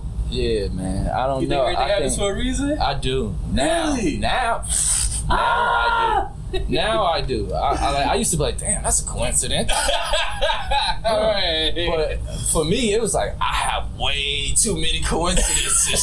So it's like, let me look back. Though this stuff may mean something. Yeah. Like this just can't be happening by chance. Yeah, for real. Because I'm like, as you tell your story, like it's like a lot of reoccurring. I've had some wild dreams too. Like, So. I've had dreams where I done called the homies up, like, yo, listen to this. I gotta tell somebody about this. My brother Chip, man, I think I dropped so many fucking, like, cause he was there for a lot of transitional periods. Okay. And then that's also why, like, my first solo exhibition was in November. That's why my fifth one, this show that I'm having in November is actually 10 years from when my first show happened. But November has become significant month for me. Yeah. And my bro was there a lot during that time. And the thing was, I didn't decide to make November like this ultimate. Like I was select November. Yeah. It wasn't that. It was really like, I'm going to do this art show, and the time frame that Wild Goose really gave me was November. And it was like, okay, cool, I'm gonna take it and I'm gonna put this show together, because it was really about, can I do it? No, my first art show was no sponsors, no nothing, no gallery picking me up, none of that. Wow. I rented it out, we did everything ourselves, and it was to see if we could do it. You know what I'm saying? And my bro Choke was there for a lot of that stuff too. And that's why, like, his birthday is actually November. Wow. The beginning of November. So my first show was actually on his birthday. Yeah, we actually, so the after party ended up being like his birthday party. That's too. so dope. You know what I'm saying? So it was, but like I said, it was a very significant time, because a lot of the things or the dreams that I went through, like, I would talk to him about it. Yeah. You know what I'm saying? I've had some ill dreams, twisted shit, you know what I'm saying? And he didn't never judge me for it, bro. Right. But people like, man, you fucking crazy, you bugging, man. Exactly. It's people out there like, I'm dead serious. Yeah, it's people out here like, yo, he get that away from me. He tweaking. B is nuts. Right. Because when you hear them, they sound so absurd. It's just like, man, shut up with that But bullshit. I haven't always been this peaceful either. You know what I'm saying? I haven't always been this calm, this peaceful. If you know where you came from, you like, and that's why, like, even him knowing my past, he never judged me for it. Yeah. And even some of the things, you know what I'm saying, which I told you earlier, you know what I'm saying? He never judged me for it. Wow. You know? So it was situations where we hustling, you know what I'm saying? He never judged me for it. Look at that. Yeah. This is why you gotta create your own tribe, people. Create your tribe. And it sounds like, going back to the fatherhood thing, it also sounds like for you, did that make you look at the world differently? Like, did you have a different perspective of life and people and just the world, like, once you started having your own kids? Like, did you look at the world differently? Change your perspective on things? Yeah, for sure. Because like you said, like, before you was hard-nosed type of guy, but now you had to learn to become more soft and more empathetic. Yeah, like being a father really did make me, like, they say it softens you up, especially when you have girls. Yeah, like it did. It made me reflect a lot, you know, and that I wanted to be around for them. Yeah, and you value stuff more. Yeah, you value life. Like, so the thing is like, I have never had a fear of death. Even as a child, like most children, like, you know what I'm saying? Like, it's like, what the fuck? Right, like, I'm not gonna be here forever. Like, I'm gonna die one day. I wanna die. Right. Like, but the things I've seen in some of the, like, as a child or going through, you know, bullying situations, you know what I'm saying? Like, you embrace it. You embrace death. So, and one thing I realize is those who kind of cling to it a little more are always the ones who are still living. It's the ones who are actually afraid of it. Afraid of death is almost like, it's just like, it engulfs them. Yeah. You know what I'm saying? But for me, I was just like, I'm here. I'm here. What's up? Come get me.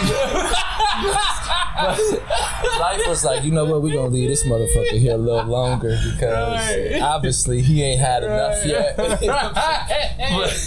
Wow, that never scared you, just the thought of because dying. I felt like life was trying to break me, and this was going to be. I was a sad kid, man, for real. Man. Yeah, like sometimes, like I said, even me, like, shit, I'm still healing because I never really had no therapist, no counseling. I told you, you know what I'm saying. So part of me, like the inner child, like that shit still come out, like, damn, that nigga need a hug. Right. You know what I'm saying? So, and I do, like, I've had a break, like, this year, last year, like, sometimes, like, because I didn't, like I said, I was just like, what the fuck? Where does glory tear come from, right? You know what I'm saying? Like, but it's because it's me, like, coping and trying to, like, you know what I'm saying? Like, that inner child still wants to be hugged. You know what I'm saying? And it's like, I wish I could go back and be like, hey, little homie, it's gonna be all right. Like, let me give you, like, pick me up and hug me.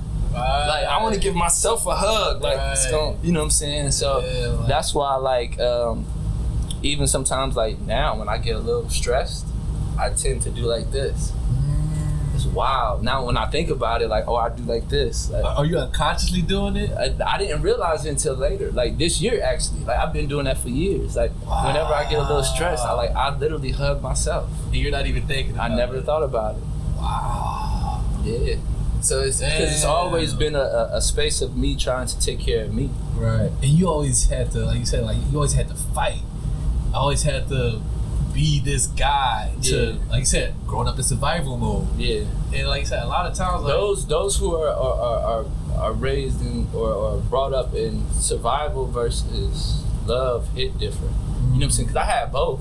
Yeah. I had a lot of unconditional love from my mother. Right. You know what I'm saying? And I think that's where the balance came in. Yeah. Because life would like push me down, and then she would build me back up. Yeah. And it got to the point where it was like, fuck y'all. And then that's what, so between that love for my mother and then feeling vengeful, it was like that love stayed there, but I was angry.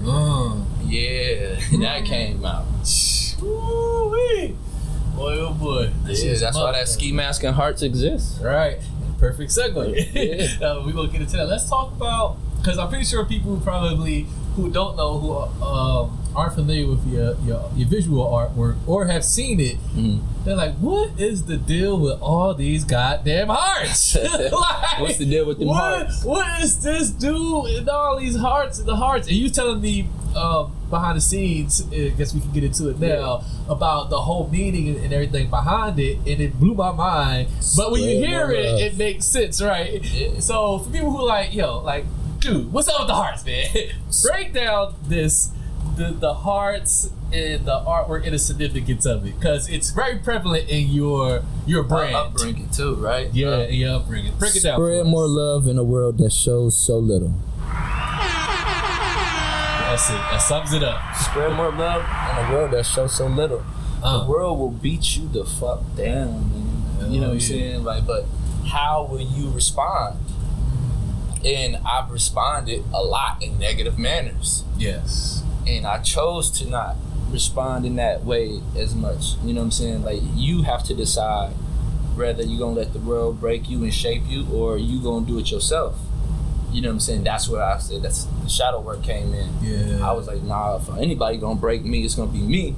And I'll rebuild myself. Yeah. That's right. So, and that's kind of what it is. It's like, that shadow work was a part of that. It was a part of that healing. Yeah. You know what I'm saying? And I've always had those hearts and sketchbooks and stuff like that, and I've never really used them. They're that's just what there. They've been around since high school. Really? And I never really like. So this isn't something new. No, it's not nothing new. People, I introduced it to the world later because I came out and said, like, this is what I have to offer. And then once people started to accept it, it was like, oh, okay, y'all like this, right? You know what I'm saying? So. And I started to deliver more in that aspect, but in the beginning, like, I thought people was gonna be like, "Oh, this motherfucker painting hearts," right? You know what I'm saying? But they didn't understand. Sure that probably would be a reception. Like, honestly, I think I made it cool because later on, like now, I see a whole bunch of heart artwork. Yeah, but before, like years ago, it was taboo. It was, people did judge it. It was like, what's this about? Right. Bro, I ain't wearing no hearts, bro. Right. Like, I ain't wearing that shit. Yeah. But now, I think I've made it to a point where it's just like it's a pattern. You know what I'm saying? So people tend to not even think about the hearts anymore because, like, for me, I've always had a thing like with camo. Okay. So if you ever pay attention, the hearts look like camo in a way too. I'm about to say, it got a camo look to it. Exactly, like a camo heart print. And that's kind of what, street soldiers. Purple hearts, like the Purple Hearts, like the Purple Heart veterans, street veterans, and stuff like that. That's what. Yeah, like it's like it makes sense that people would have the thought to be kind of like apprehensive about it, especially like you said, like it's coming from a black man. Yeah, I don't think you'd receive that if you was a black woman. Like, oh yes, girl, the hearts. But because it's a black male, it's like, also like, what you doing? And then that's why it's like, it got to be a story behind this. Right. Like, it's got to be something else. And that's what I thought. I was like, hey, it's something behind this. With his message, the hearts is like, what? You know, and a lot of people be like, man, the hearts on the ski mask. But I had to tell somebody, I was like, sometimes I don't know if the hearts are the mask. Because when I was coming up and I was doing it, like it really was to mask a situation. Like the hearts was a Band-Aid. It was to cover up. So I still battle with that part, and I created it. Like, right? Is the ski mask the mask? Because the thing is, it's like the ski mask came from, you can be this loving individual and chill, but you can become a product of your environment. Yeah. And that's where the ski mask came from, because you kind of gotta you gotta blend. Yep. Blend in those different environments. You gotta adapt. Yeah. And then the hearts is on top of the mask. So it's like, which one is the hearts? Is the hearts to cover up the villain inside? Right. You know what I'm saying? Because I told you about that little monster in here, like in the pits, man. The and it's like, exorcist. and I'm like, yo, hearts. Keep you at bay. Like, right, show the camera the tattoo. I want people to get a good look at that. Yeah, hold on. You know I know it's hard to see. There you go. Here we go. Yeah, look at that, y'all. Yeah. Wow. Did you tattoo that yourself too? Nah, my bro, Dev McFly. Of course, I drew it out. It's my illustration. You know what I'm saying? And he did it for you. Yeah, Dev McFly. You know what I'm saying? That's my bro. He understood. I think like Dev McFly. He's one of those people who understood me. I can't say that, like, because Dev had his own turmoil, and sometimes when you are somewhat broken inside a little bit, other people can. Remember, I was telling you, like, gangsters can feel other gangsters, right, and broken people can feel other broken people. You know what I'm saying? That's why we know when somebody is like. I can feel when people are being tough guys. Yeah, he was breaking that down earlier. You know what I'm saying? Like, I can feel that. Like come on, you ain't really about that life. If it was a fight or flight situation, you would definitely be flight. You know what I'm saying? And I can feel it, and it's no cockiness. That's why it's like when people really be playing that gangster role and stuff like that. Like, you ain't gotta pretend for me. I'm not even playing the gangster role, bro. I'm not trying to be you know no tough guy. But what it is that I've been through the bullshit to now read it. Yeah. You know what I'm saying? So now it's just like, I ain't even gonna hit you. I know you ain't about that shit. I ain't gonna even hit you because I know you ain't about that shit. Did you think, like, when you started, presenting the heart art more and throughout your brand and stuff, like, did you think it would be received the way it's received now? No, and I really didn't care, to be honest. Really? It was therapy for myself. Like I said, I ain't had no counseling, nobody to talk to. It was just something for you that you wanted to do. Yeah, it was really for me. And then that's how I said, like, I was doing the pieces and everything like that. And once again, Chilt, actually, like my bro Chilt, he was like, show the world, bro. Tell them your truths. Like, wow. This for me. You know what I'm saying? But he, because we did, and he always said that, he was like, we didn't have the same upbringing, but I respect it. Because he's been to Cleveland. He done been on Huff. He done seen those back alleys, and he was like, we definitely had the same upbringing, but I understand, and that's all I needed. Yeah, I just needed understanding. Yeah, and that's when I realized, like, you can have people from totally different walks of life. Yeah, because it's not just Chilt. Like, Chilt them had his turmoil and everything too, but I'm talking about, like, it's even people in success. I've come across people who've been with silver spoons their whole life. But they still got, guess what? They might have some crazy ass daddy and mommy issues. Like, I done came across some people in my time in LA, and I was like, damn. And I thought I was looking at you and admiring you for the Ferragamo and shit you got on, but you really fucked up in the head. I thought we always had assumption that when people who grow with a silver sword, they came from money that they just got it made. They ain't got no problems. Like, no, they cruising through life. That's a misunderstanding, bro. That is they got problems just like us. Yeah, that's a misconception for real, man. Because I realized it's like, everybody got problems. Yeah. No matter what social class No you matter come what from. social class you are in. Yeah. That's crazy. Now, let's get into, I want to transition a little bit.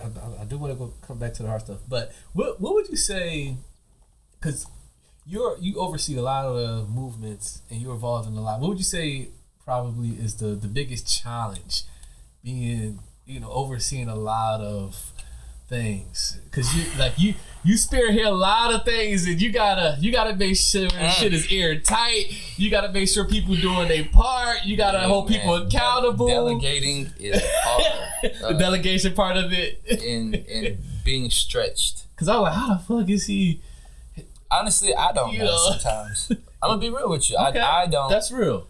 Because people be telling me all the time, like, bro, I don't know how you do all that shit. That's what I was saying. Like, And when I look up, I don't know how I do all of it. Like, I'm gonna be honest with you, man. Like, I slept because of this. I went to sleep last night because of this. But before, like, how I look right now, all vibrant and shit, nah, man. For look the alive. past, yeah, for the past 2 days. If you ask anybody who really know me, for the past 2 days, I've been looking like a zombie, though. Really? I haven't been asleep because I've been working around the clock. I literally was probably up for 48 hours straight before this podcast. Really? Last night, I went to sleep for the first time. What the fuck? Yes. Yes, I am up at 3 a.m. to 40. like I go like working, grinding. This man. is your day-to-day life. Sometimes, yeah. Like I or it's because you're I ain't gonna lie for to you. all Like this. nah. Actually, I do this like sometimes once or twice a month. Really? And I'll have to do better with that. So that is one of time management. Yeah, because it's like entrepreneurship. I'm learning. Like I didn't have a mentor for that aspect either. So it's a lot of things that I'm learning. I'm teaching and giving. Like it ain't no gatekeeping over here. So if you're in my circle, all I ask for is just to be trusting and to make sure you don't do no snake shit. But I give somebody game. But if you drop the ball though, that's kind of where it's like I'm working this hard and I'm busting my ass and I'm giving free game. Like if you drop the ball, that's on you. I'm cool. Right. You know what I'm saying? So it has been people who fuck that money up, and I'm cool on them. Like I be friends with them. Like, oh yeah, what's up, bro? But we ain't doing no business. Yeah. They go like, yo, B, come on, let me back in. Let me handle the. Nah, I can do the merch for you. Fuck that. My man got the shop at and bust it down 50-50. I've lost a lot of money with with giving people opportunities or shots and stuff like that, because the thing is, or investing, like you ain't gonna get that back sometimes. Once them dollars is gone, that's it. You can't get that back. And that's people. People can be disappointing. Yeah. That's where you gotta sometimes just let people be who they are. Right. You know what I'm saying? You gotta let people be exactly who they are and understand who they are. Yeah. And once you realize that and you're comfortable with it, like it's like, all right, I know where your place is in my life. Yeah. You know what I'm saying? Then you won't have no more like discouraging moments. You know what I'm saying? Yeah. You don't have no discouragement. I'm gonna be real with you, shit. I'm gonna say it. I don't give a fuck. Oh shit. You about to lose 20 followers. Yeah, I'm about to lose 20 followers probably. My little bro, let me pour up this Douce. There you go, shout out to Douce. Yeah, my little bro, who was giving me a goddamn hard ass time, because I had him since he was my problem child. Oh shit. And there's two of them, and all my problem childs are named Chris. It's coincidence, right? Like all the problem childs in my camp are called Chris. Just so happens to be all Chris. But guess what? I love all of them, man. I love all of them. But one in particular. Oh boy. He has almost fucked that money up for me multiple times. Ah! He is complete chaos, literally. You know what I'm saying? No. But it's like, yo, oh my God, nigga. Yeah, it's like, bro, I'm gonna stab you in the kneecap. For real. So before you get to that point, it's just like you understand who they are. You gotta let people be who they are and trust them to be who they are. Yeah. So now that I've done it multiple times, like I've washed my hands. It's not that I don't care for them no more. But I had to learn, like, all right, bro, you don't fuck the bag up for me one too many times, and he don't even know it. Oh. You know what I'm saying? Because I'm not throwing shit in people's face. Yeah. You know what I'm saying? The thing is, if you gon' be genuine to somebody, you gotta be genuine. You gonna have to love them for who they are.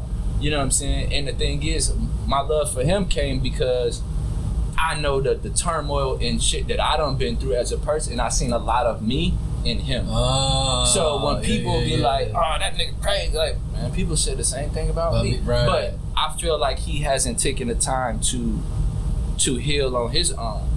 You know what I'm saying? So that's why I was like, I gotta wash my hands, bro, because you ain't taking the time for yourself to do the shadow work and taking accountability. I can't save you. You know what I'm saying? So I want you to save yourself at this point, because I had to do that shit as a baby. I had to figure that out as a child. Yeah. You know what I'm saying? So I told you about my incident, like when I peed on old boy. I had a couple days later, I was like that ain't even right. Like, why I do it to homeboy? That ain't right. But I was mad. I was hurt. That was what it really was, is that I was hurt. And hurt people hurt people. There it is. Yeah, I was really broken, for real. That's the only reason. Came from. Yeah, like, what could you possibly do to make this motherfucker that mad? Right. Like, that's like the lows are the lowest. Yeah, like, what did you do to make him want to pee on you? Right. Yeah, bro, they had whooped my ass. That's what like, you know what I'm saying? So that's how I said, like, you gotta, you know, that part earlier on in the podcast, that's how I said, you gotta, you know, understand when to wash your hands. You gotta understand and know who you are, and not let the world get to you in that manner. That's why I was like, you know what, I don't want to be in this space. And that's kind of what I tell all my guys, who anybody in my tribe or anybody around me, I'll be like, yo, you gonna have to take the time for yourself to heal. Yeah.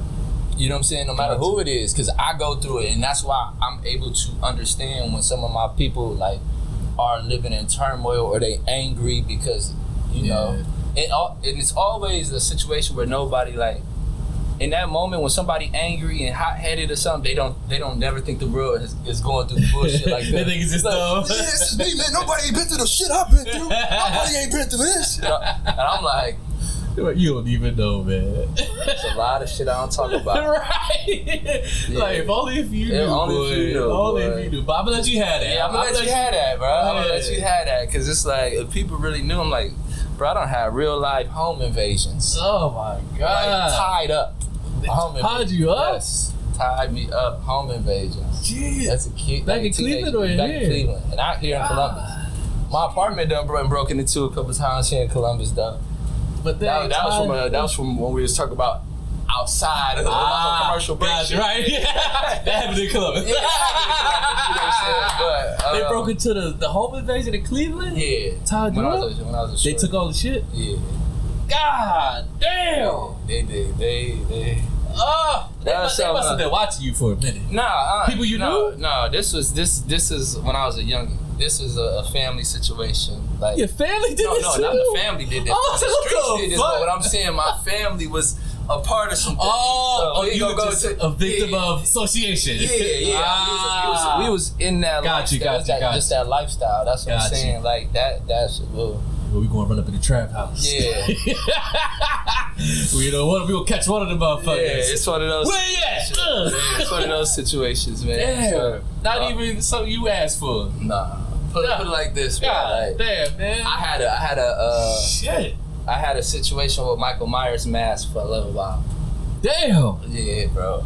That shit was wild. I was 14 when that happened. 14? Yeah.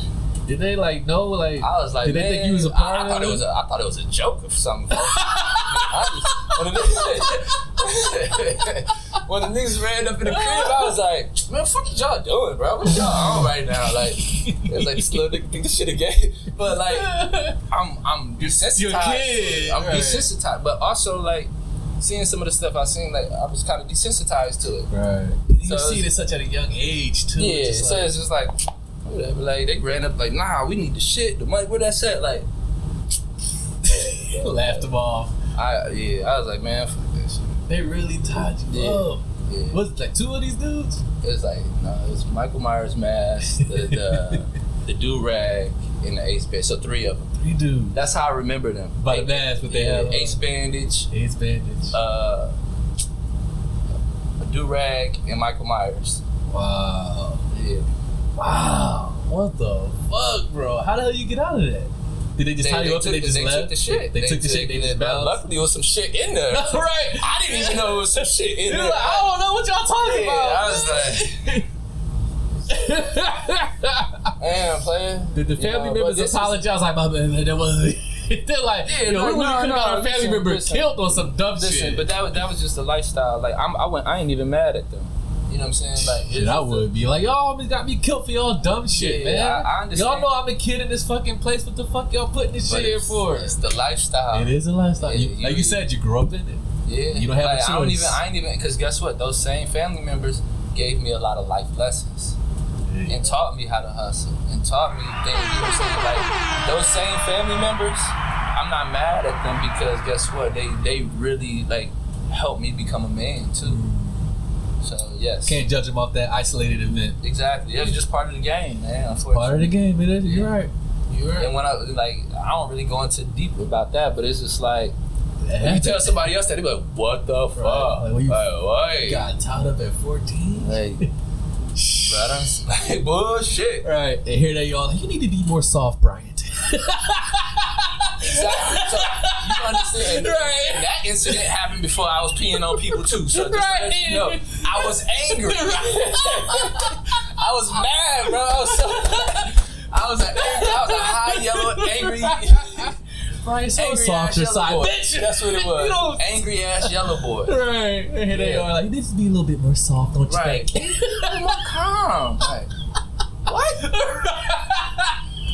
Beat your ass and tie you up. See how you like. All right, like, let's see who talks soft. Put it on your face and let you wave it around. Like, how you like that shit? Right. It's easy to say, like, oh, yeah, be calm, be chill, do this, do that, you know, when you haven't been through nothing. Yeah. Or not even that, I know that everybody been through, but you can't say that when you don't know people's background or their story.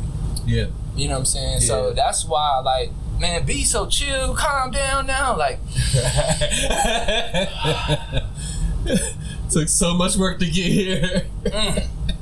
And I still have my moments. Yeah. My close people know. That's my close people, my PR team at this point, they be like, all right, B. Calm, baby.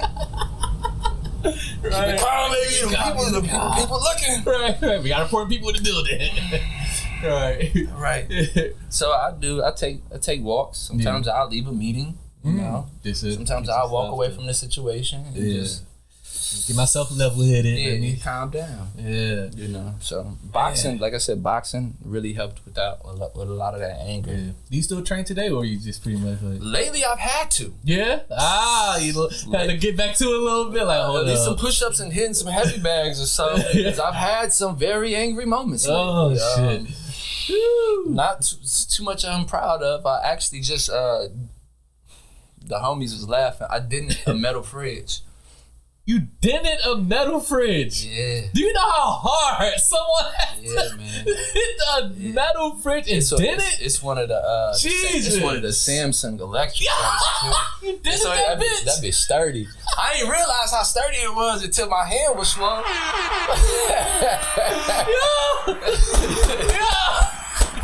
Damn. I was so angry, bro. Right hand? That's when yeah.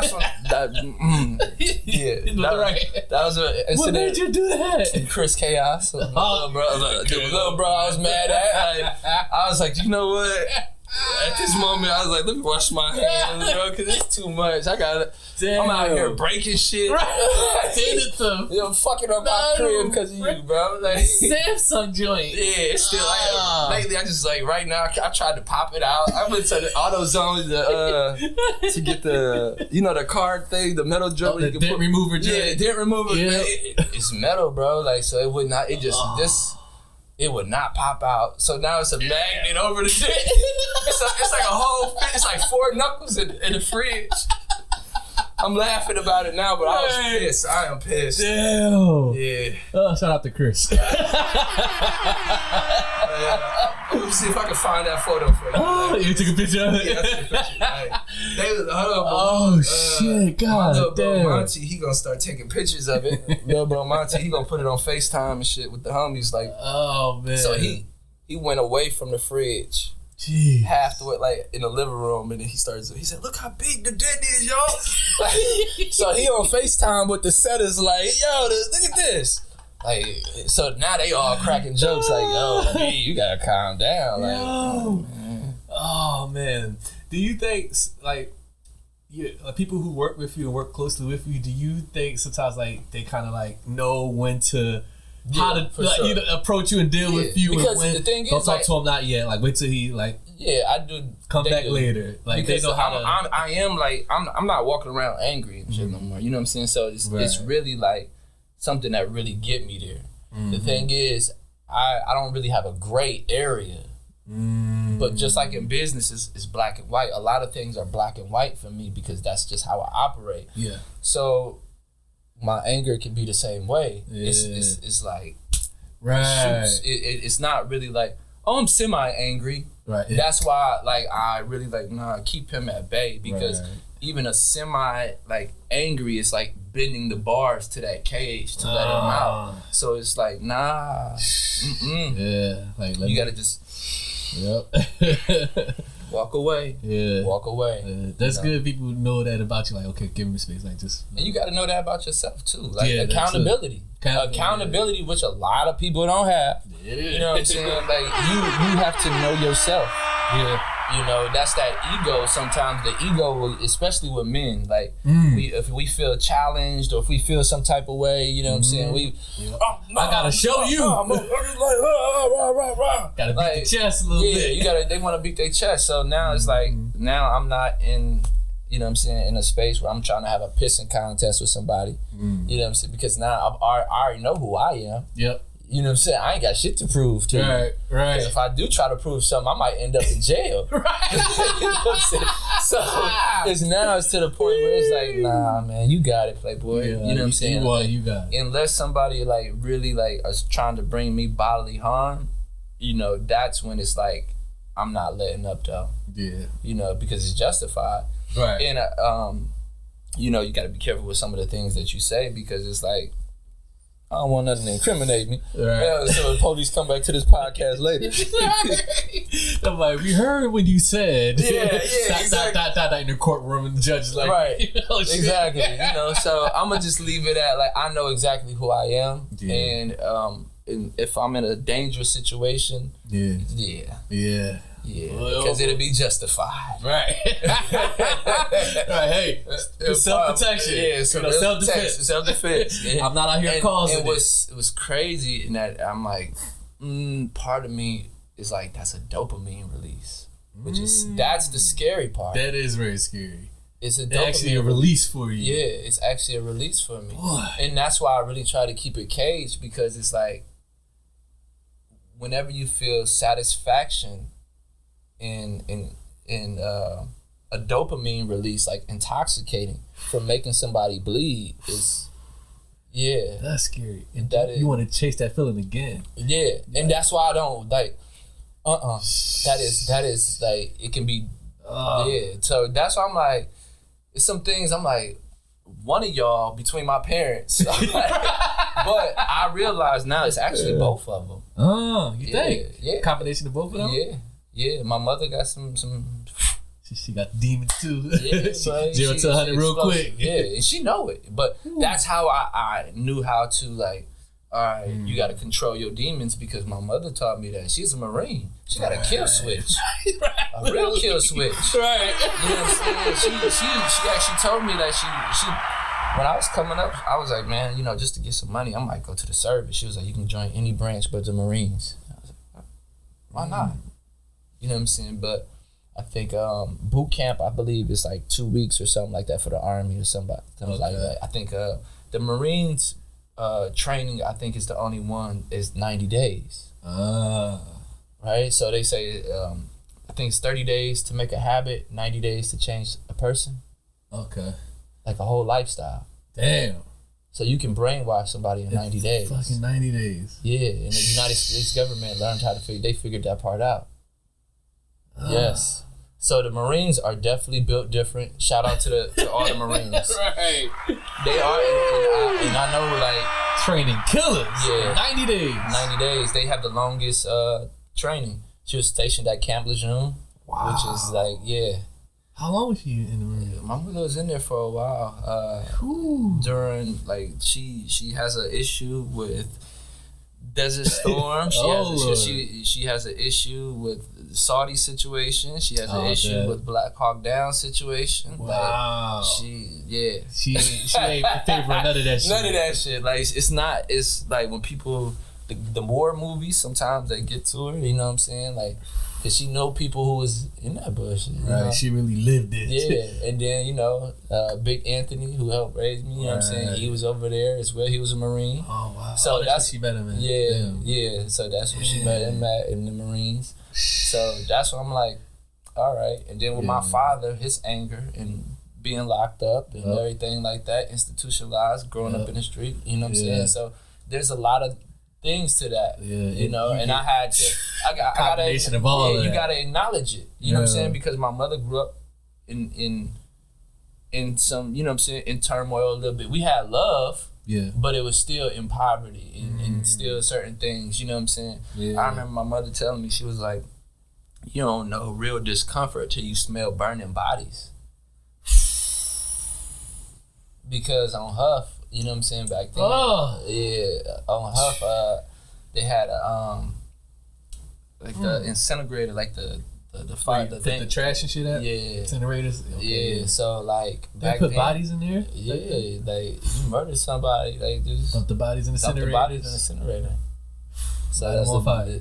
Body on fire. Like you smell that, it's a foul smell, man. Like a burning body stinks real bad.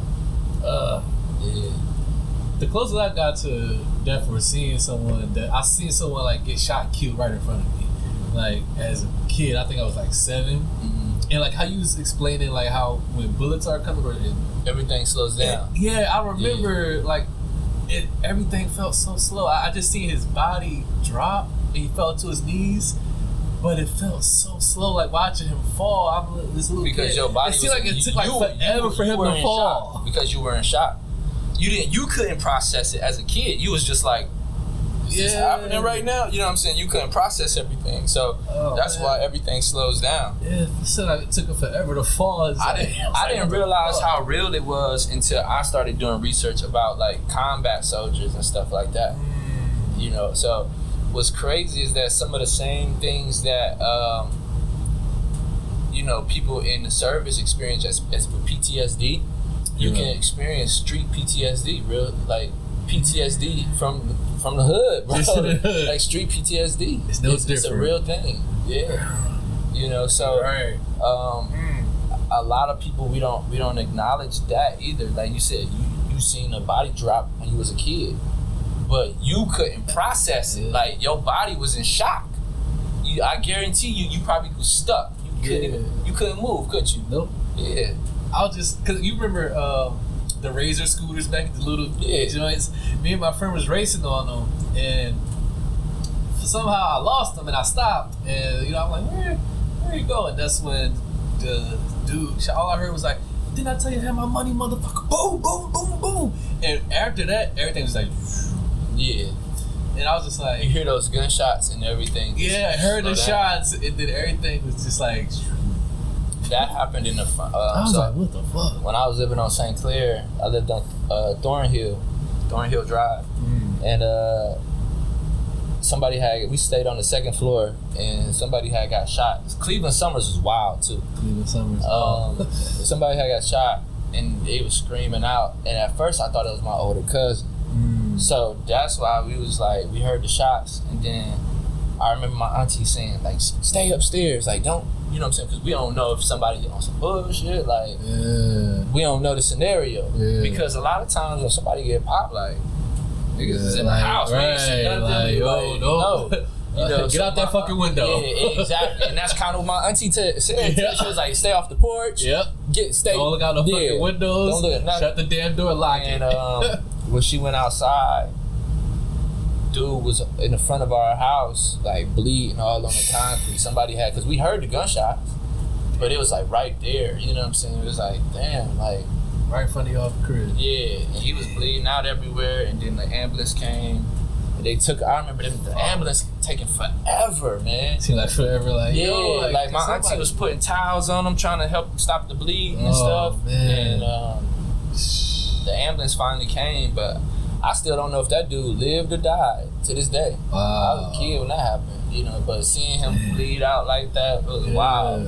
Right, yeah. It's crazy, like, how much, like, just growing up in the inner cities and the ghettos that young kids are exposed to at such a young age. We don't acknowledge it enough. Right, we don't acknowledge it, and you don't realize, like, how much of your innocence is being taken. Nah, you don't realize how much your innocence is being taken until, like... It's crazy. Until it is already gone somewhat, to be real. Man, we're going to take one more break, man. Bee1ne is here. We're going to come back. We got to talk about Black Diamond Studios, of course. Or Dolphin Black. Oh, sorry. There we go. A lot of people do that. Oh, Black Studios. There we go. Get that right. We're gonna come back. We're gonna talk about that, and we got 2 segments on the show. We're gonna play with Bee1ne. One of them is this or that, and then we're gonna do a segment called Guest to Guest Quest Bowl, named by FDZ Graffiti when she was on the show. Oh, okay. She helped Shout me out to FDZ. Yeah, she helped me name this segment. So we're gonna come back from this break. We're gonna play that. We're gonna talk about North Black Studios. Bee1ne again, let them know where they can follow you, where they can contact you, where they can tap in with everything you got going on. Y'all can follow me at Bee1ne, BEE, the number 1, NE _, and then my website, Bee1ne.com, BEE, the number 1, NE.com. Yes. Also follow Dolphin Black Studios, follow the Trendsetters, TSC _ Trendsetters. Hey. Look us up. Yeah. Yeah. We're gonna be on HBO. Woo! Max. Let's go! Yeah. October 10th. Hey! Live, Roller Jam. Y'all check that out. Woo! Yeah. Let's go. Check me out on the first episode of Roller Jam, October 10th. There we go. I've been keeping shit on the low. We're gonna talk about that when we come back. How you got that opportunity. Make sure y'all follow Bee1ne, subscribe to the pod, everything Club Talk Podcast. We'll be right back. Don't go nowhere. Rockin' to sleep in the bassinet. Baby, you niggas outside is dead. I'm on wave, I'm holding my balance. I stay on the stream like Castanet. And I been keeping my heart in set. Little baby try to hold me back. Fell in love with myself again. Damn. Now I be thinking like, fuck these niggas already validated by the man in the mirror. Ain't feeling superior, but I know they gon' try to say it. I can't fake humble because your ass is insecure. I can't fake rumble, these combination hits are pure. Like accurate, too sharp, won't miss. Carving the path that's falling and God can reach. I see the stars are close to me. I see no one that's approaching me. What's the cost of being free? Side eyes, judgment, ridicule from the public. But if it ain't kill me, it's nothing. Nah, if it ain't kill me, it's nothing. If it ain't kill me, it's nothing. I ain't fearing nothing.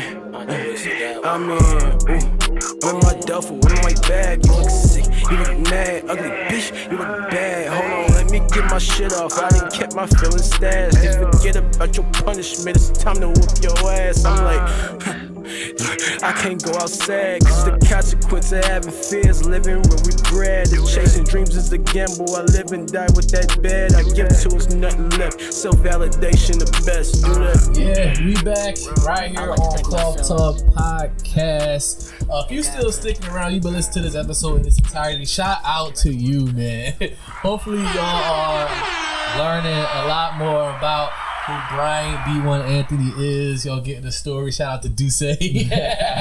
For those watching on YouTube, y'all We've been killing this bottle. We've been killing this bottle. Yeah, man. We almost done. We gonna wrap it up soon. We got a couple more segments we gonna get through. We gonna get Bee1ne out of here. He said, listen, man, I got sleep for this one. I got time today. He said, I ain't been sleeping in the past 48 hours, but I made sure I got rest for this one. Yeah, I got rest specifically for this. We definitely got questions off the gate. Yeah, okay. We got some questions. So I'm gonna let you hold that joint for a second. Yeah. We got some questions coming in live on IG right now. Alright, here we go. CN Wifey Tuya ask, what do you think about this new roller skating show that's coming to HBO Max? Is Trendsetta's going to be a part of it? Yeah, Trendsetters is definitely about to be a part of it. I think if I'm not mistaken, I think the launch is on October 10th. So, October 10th. Yeah, if I'm not mistaken. If they don't push it back again with production. Yeah. Because there's been a lot of pushback. Talk about how you got involved in that. How did they reach out to you, or how did you get involved in this Yeah, project? so it's actually been a couple scenarios where, should I say, they've been wanting to do roller skating TV shows and stuff. So this is not like the first one, to be honest. Oh, okay. This is like multiple reach outs. Yeah, and I'm gonna be honest, yo. I've actually denied all of them. What the fuck? Yeah, I have. That was a big opportunity for you. Why would you? I really took this opportunity because the Trendsetters. Yeah, for the team. I took this for the team. I'm gonna be honest. I wasn't really gonna do I appreciate the opportunity. Yeah. Nonetheless. Right. Shout out to HBO Max. Yeah, shout out to Max, man. So I definitely appreciate the opportunity, but I really did this for my brothers. Yeah. For the team. On the strength of the team. On the strength of the team. There you go. So that's what it was. It was Trendsetter Dave, my boy No Gravity, my little bro KB, little bro Tim, you know what I'm saying? Shout out to them, Carter. You know what I'm saying? So it was all of them that really made me want to, you know what I'm saying? Fire. And we could expect that, you said October? Yeah, October 10th. October 10th. Yeah. Okay, right on. All right. There you go. Hopefully that answers your question. Let's see if we got another question. Hey, he tapped in. Yeah, drop y'all questions in. Right. Follow the Cloth Talk while y'all here. Make sure y'all follow Cloth Talk Podcast. We got Bee1ne right here. All right, we're gonna wait for some more questions to come in. We still live. Okay, let me ask you this. We didn't get into Dolphin Black Studios. Let's talk about this. Talk to us about that and how that came about. Dolphin Black Studios. Dolphin Black Studios. So once again, we've already was doing it for real, but we just didn't put a name to it. Me and brother Chill. Okay. Man, Chill been there, man. He been chilling now, but he was in that was the beginnings. We had that sit down. I still remember when we made the name because what it was is that we was doing creative projects already, and we was already the Trendsetters was already a part of Orbit Fun Center at this time, so I was already doing a lot of creative projects as just Bee1ne. You know what I'm saying? And then what it was is that we created an agency and I made a team around me doing creative work. So that's where Dolphin Black Studios came from. Yeah. And me and Chip made that sitting at Bar Louie one night just having turkey burgers and brews. Like, wow. Because at first I said Black Dolphin. He actually is the one who rearranged the letters. Okay, so it wasn't really Black Dolphin. It was Black Dolphin Studios. Okay. But Black Dolphin was like, it's people gonna like say that. It's an easy go-to, right? And it's easy to forget. Black Dolphin, right? It's like it's still it resonates. Like, oh yeah, Black Dolphin Studios, okay. Yeah. But when you switch it around, it's Dolphin almost Black. Like Dolphin Black sounds like a name. It does. I can see. Okay. Yeah, it sounds like a person. Yeah, like who's Dolphin Black? Who's Dolphin Black? Yeah, almost sound like it does sound like instead of Black Dolphin, like who do you know Dolphin Black? Like Dolphin Black, right? Dolphin Black Studios, like good switch on his part. Yeah, that's so dope. Okay, shout out to Chill. Right on, old man Chill. Shout out to you. And that was when did y'all start? Was that 2 years ago? That was 2017. Actually. 2017. Yeah, okay. 2017 where we started it and. Was it 2017? Nah, shit. I'm sorry. My mistake. I think 2017 was paperwork. Dolphin Black Studios really emerged around like 2015. 2016, because we was all working, but everybody was just in support of what I was doing as an artist. Like my team was really around Bee1ne. And then like that same team will also help with Trendsetter stuff, but they weren't Trendsetters. So that was like my sis LT, you know what I'm saying? LT Harris, man, she Miss A Quality, she came through and helped out a lot. Like with Dolphin Black Studios, she helped me do a lot of stuff behind the scenes with TSC.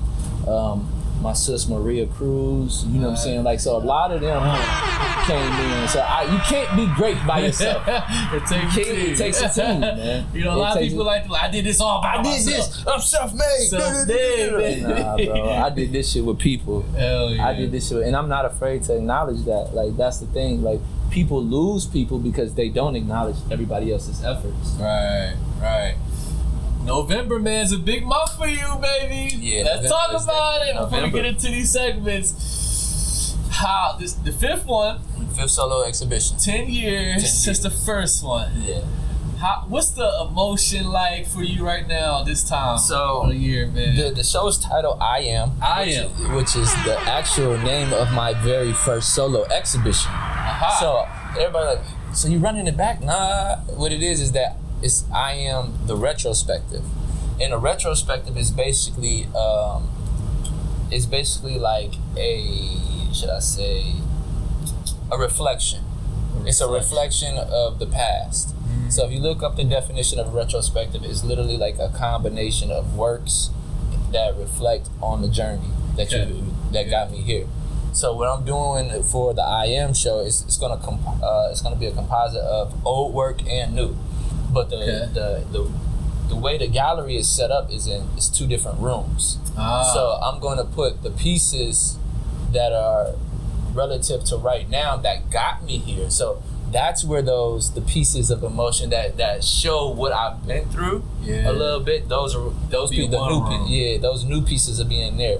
Okay. But all the artwork, a lot of the artwork from over the years through the journey is going to be in the other room. So it's going to show it's a journey through time. Yeah, you'll go through the journey. Yeah. So 10 years. My fifth solo exhibition, and I know people be like, "Damn, you should have had more solo shows." But I had other projects going as far as like you do a lot of shit, man. I did other art shows, but they were like group exhibitions. Yeah, you know what I'm saying. So I did a lot of group shows over the years. Yeah, but I'm talking about like really like the nitty gritty for me. Yeah, and I think I've only had 5 over the 10 because my art is very like exposing.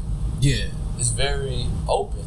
Yeah. I'm not really, painting a whole bunch of cartoon characters or anything like that, or just a whole bunch of random portraits of people, in hip hop. Like, I paint what inspires me, but I also paint my own lifestyle. So if I paint a picture of Nipsey, it's because I was already painting that picture of Nipsey before he was actually passing. The picture I have of Nipsey, I'm a Nipsey fan, and Nipsey inspired me. So I was actually working on that piece before Nipsey died. The crazy part, remember when I said there's no coincidences? Yeah. I had painted that gold canvas of Nipsey a year before his demise. But I never painted the actual portrait. So I had this gold canvas sitting in my studio for a year. Yeah. And then, I was listening to Crenshaw and I was like, all right, I'm gonna start the process. Right. The same day I started the painting is when he was shot. Wow. Yes, and that's the only reason why my artwork was like, how the fuck did he work so fast? And it wasn't that. Like, it's been sitting there for a year. Yeah, like everybody was like, damn, man, you quick. Like, nah, I didn't even know. Like, so when Nipsey was killed, I was already part way through the painting. That's crazy. It just so happened to look like you finished that night. So when I posted it that morning, it was like, it went viral. Right. You know what I'm saying? It had like 20,000 views on TikTok. Wow. It was just same on IG. Wow. You know what I'm saying? So it was just like, because like you was the first one to do a picture or portrait.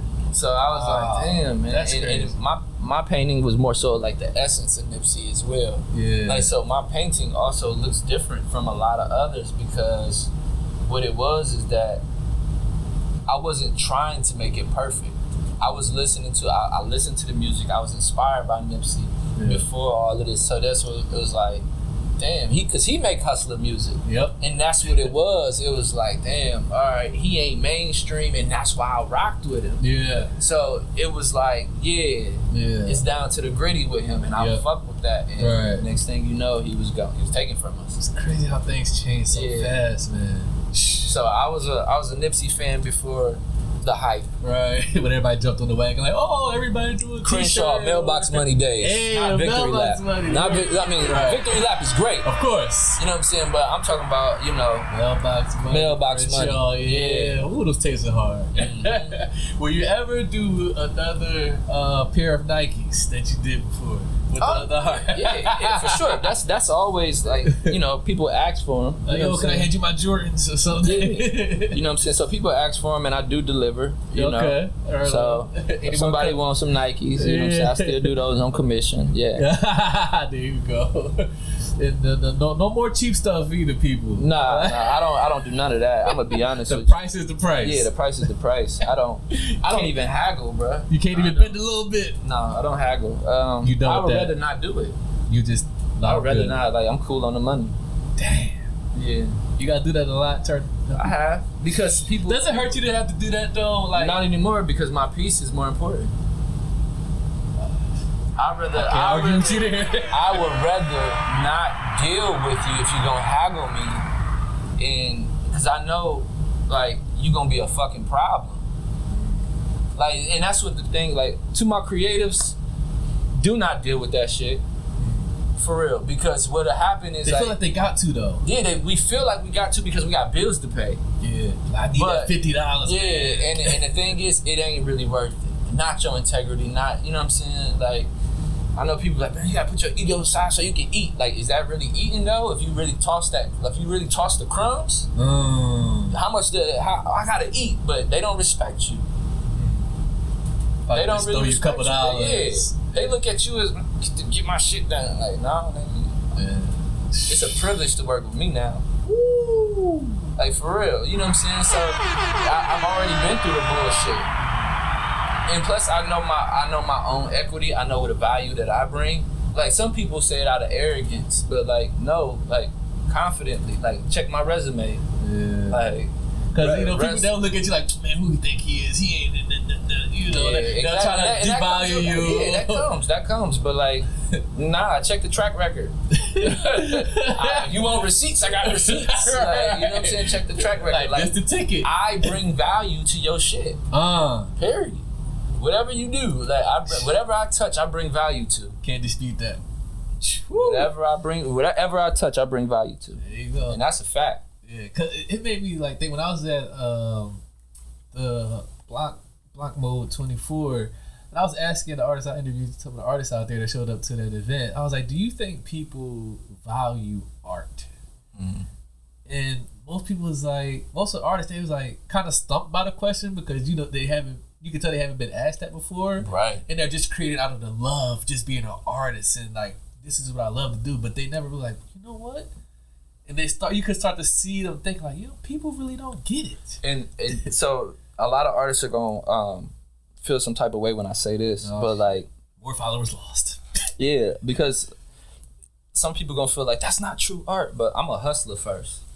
I am a survivalist. You're not apologetic about that. No, I'm not. Because then they're gonna say, well, does he really care about the art? I do care about the art. The art is my thing, but that's why. Like, it's not a hustle because obviously I just said I turn some money down.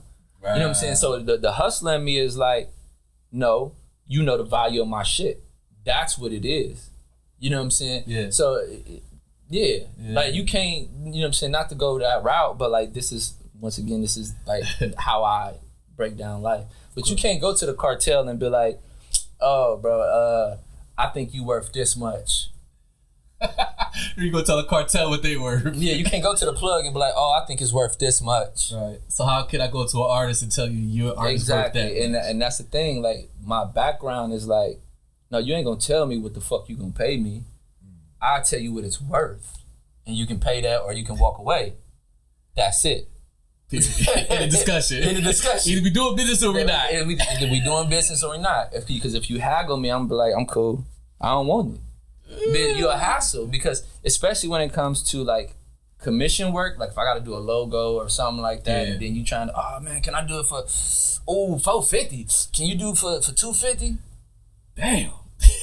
They chop that shit in half. Like, you're not even in the ballpark, my G. Ignore it. You don't even respond. Don't even respond.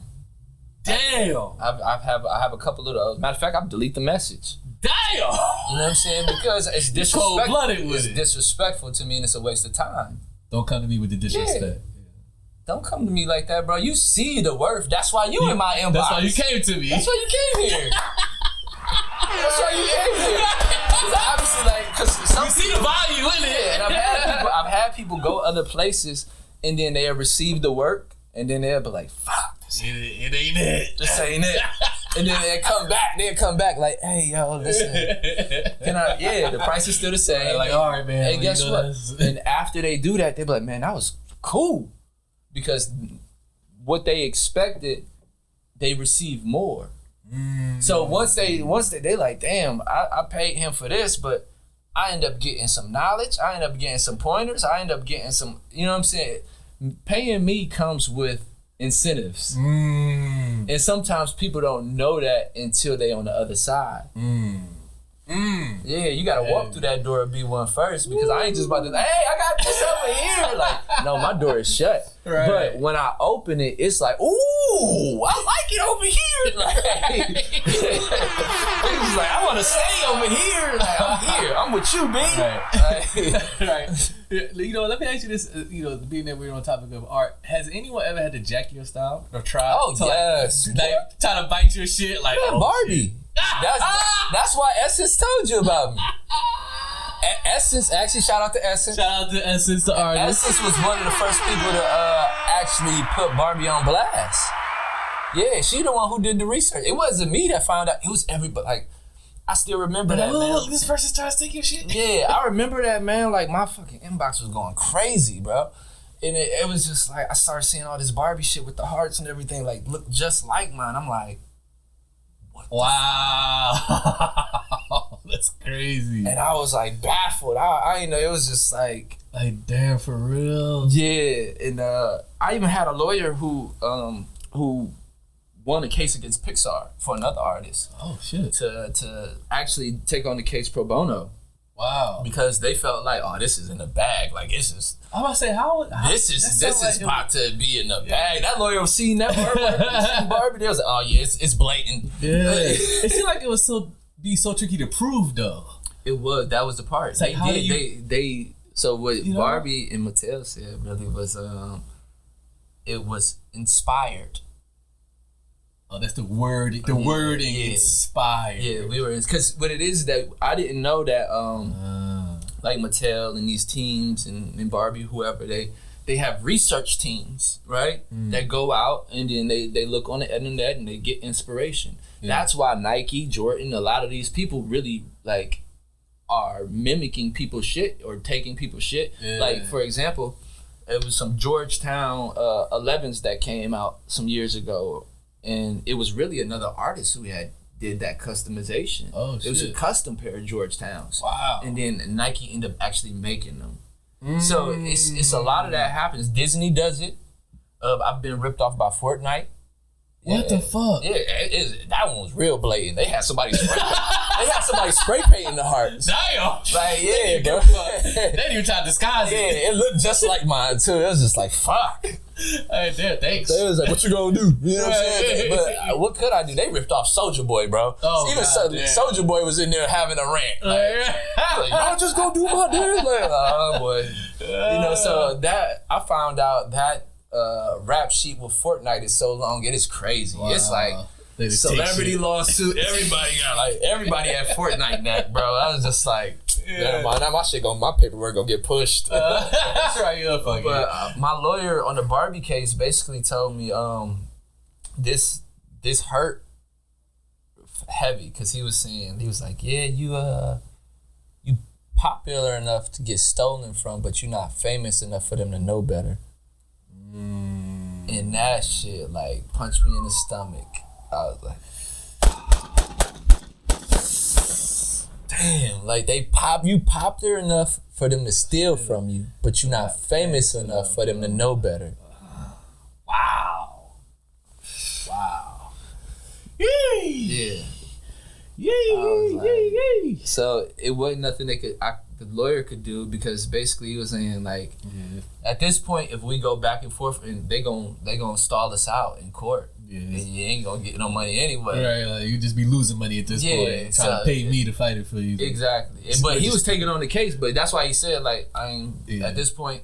It's nothing we gonna get out of this. It's nothing we're gonna get about this because they did the word thing, the 30% change, and we took it. Ain't no names on there. It's no outlines. So they tried to say that because my tag wasn't on there and the extra white outlines wasn't on there, but the way that the hearts was together and composed, they was like, oh, that was just inspiration.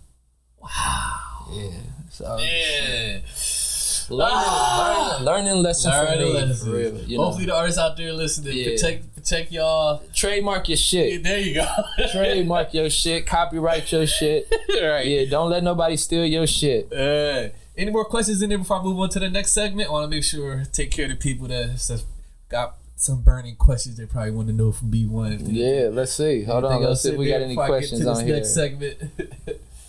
Let's see. We got any questions? Y'all got to drop them questions in a thing, though. Yeah, we still got time. We got 2 more segments. Yeah. Drop those questions.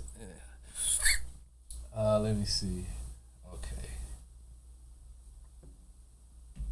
No Fortnite. But you know what? I ain't surprised. They ain't surprised about it.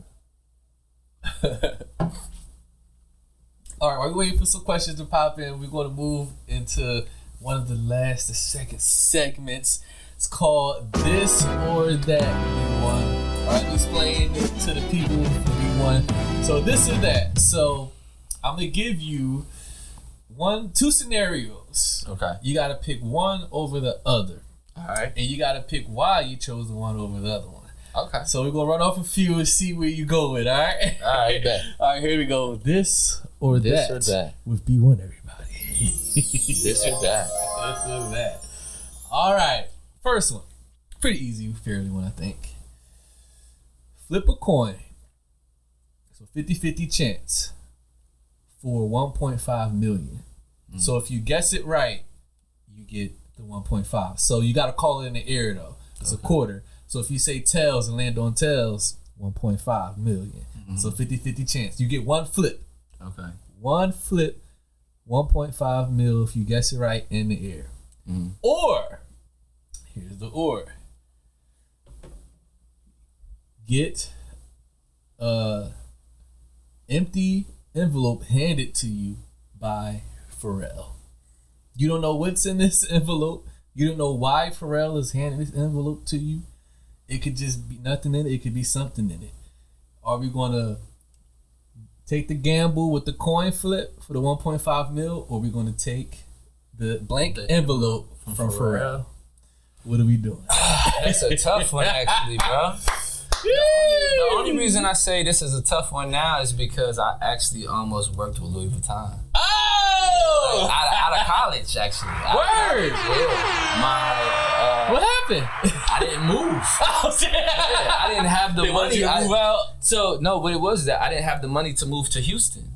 I was fresh out of college, and I had the opportunity for the artisan program, which was a very new Louis Vuitton situation to paint live in their stores. Damn. So it's only in New York and LA, but they was opening it up in different stores, and I was gonna be one of the artists in Houston. Wow. Because they seen the Louis Vuitton stuff that I did, and I also did my dissertation in capstone for my senior year in college. Damn.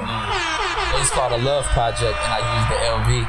Hey, that's hard. Oh, you got an opportunity. Yeah. Man, that would have been a big opportunity. So that's why it's hard to dunk for real position. Right. It's like, did you see my deck? Did you see my deck? Like, I don't know. Maybe he came back and said, you know what, Bee1ne, we on the this job. was in that envelope. But you said 1.5 million. Do I get to flip the coin or somebody flip it for me? You flipping it. You get one flip. I get one flip. That's it. If you guess wrong. And I get to flip the coin.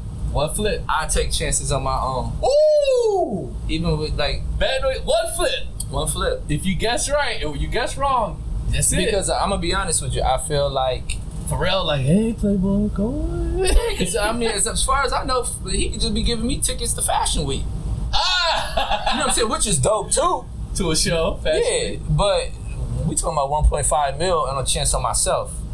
Yep, one flip. You bet on yourself. Yeah, I'm gonna bet on myself. That's like when somebody said, "Oh, bro, would you take $2 million or would you have dinner with Jay-Z?" Like, fuck that. Taking a $2 million, but you can get so much more working with Jay-Z. Yeah, that's it. You get so much game. Fuck out of here, bro. I'm taking that $2 million over Jay-Z. Cause Jay-Z probably gonna look at y'all dumb ass like, why you ain't taking $2 million? Why you sitting here with me? Why you having dinner with me? Like, he gonna be like, all right, well, I'm gonna pay for your meal and then I'm gonna be out. Like, fuck you talking about? I don't owe you nothing. The game was to, hey, have dinner with you. That is it. Right. He could sit down and eat with you and not say shit. Right. So I'm gonna take that money, bro. You gonna take your chance with the coin flip. Even with Pharrell, I'm flipping it. I'll do it. Alright. Because if I don't get the 1.5 million, I'm still in the same situation. Like, I didn't lose anything. Nothing changed. You didn't lose or okay. Yeah.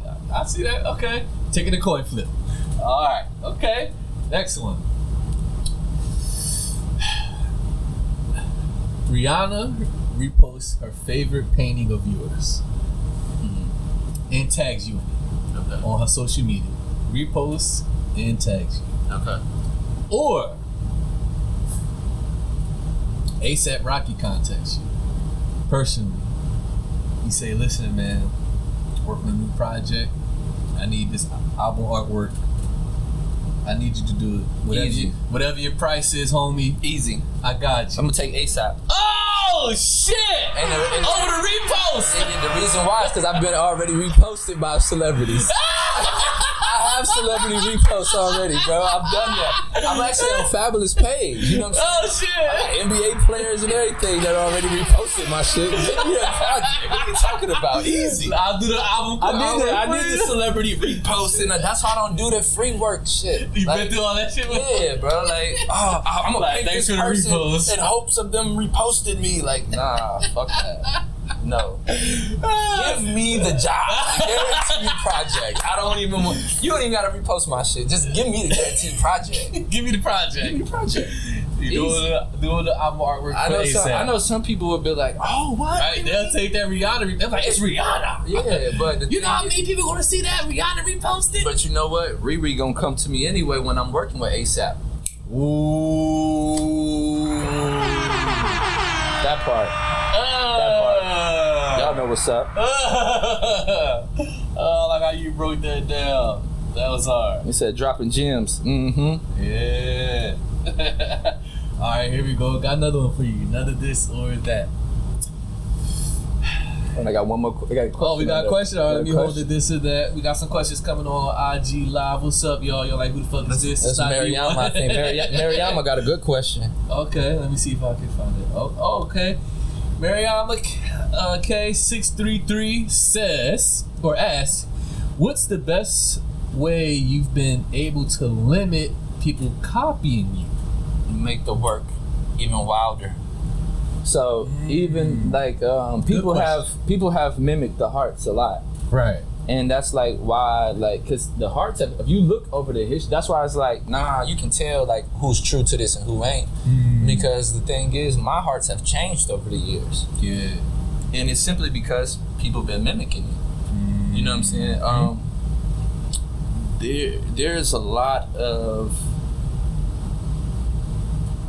artists who already have platforms and they shift what they're doing. Yeah. You know what I'm saying? Especially white artists. Yeah. You know what I'm saying? So they might have those platforms or those people or those connections before you.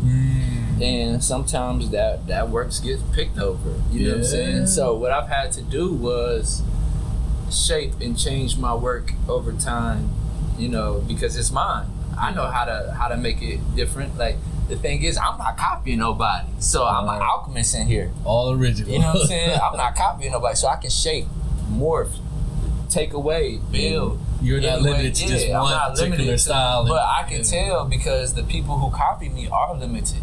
Because, you know what I'm saying? That hurts. The people who copy me are limited. That hurt, man. That's a tough pill to swallow to know you limited and I gotta copy this motherfucker. Yeah, you gotta copy me, bro. I gotta sit with myself. Like, I don't really buy it. Look at all these B2s and 3s.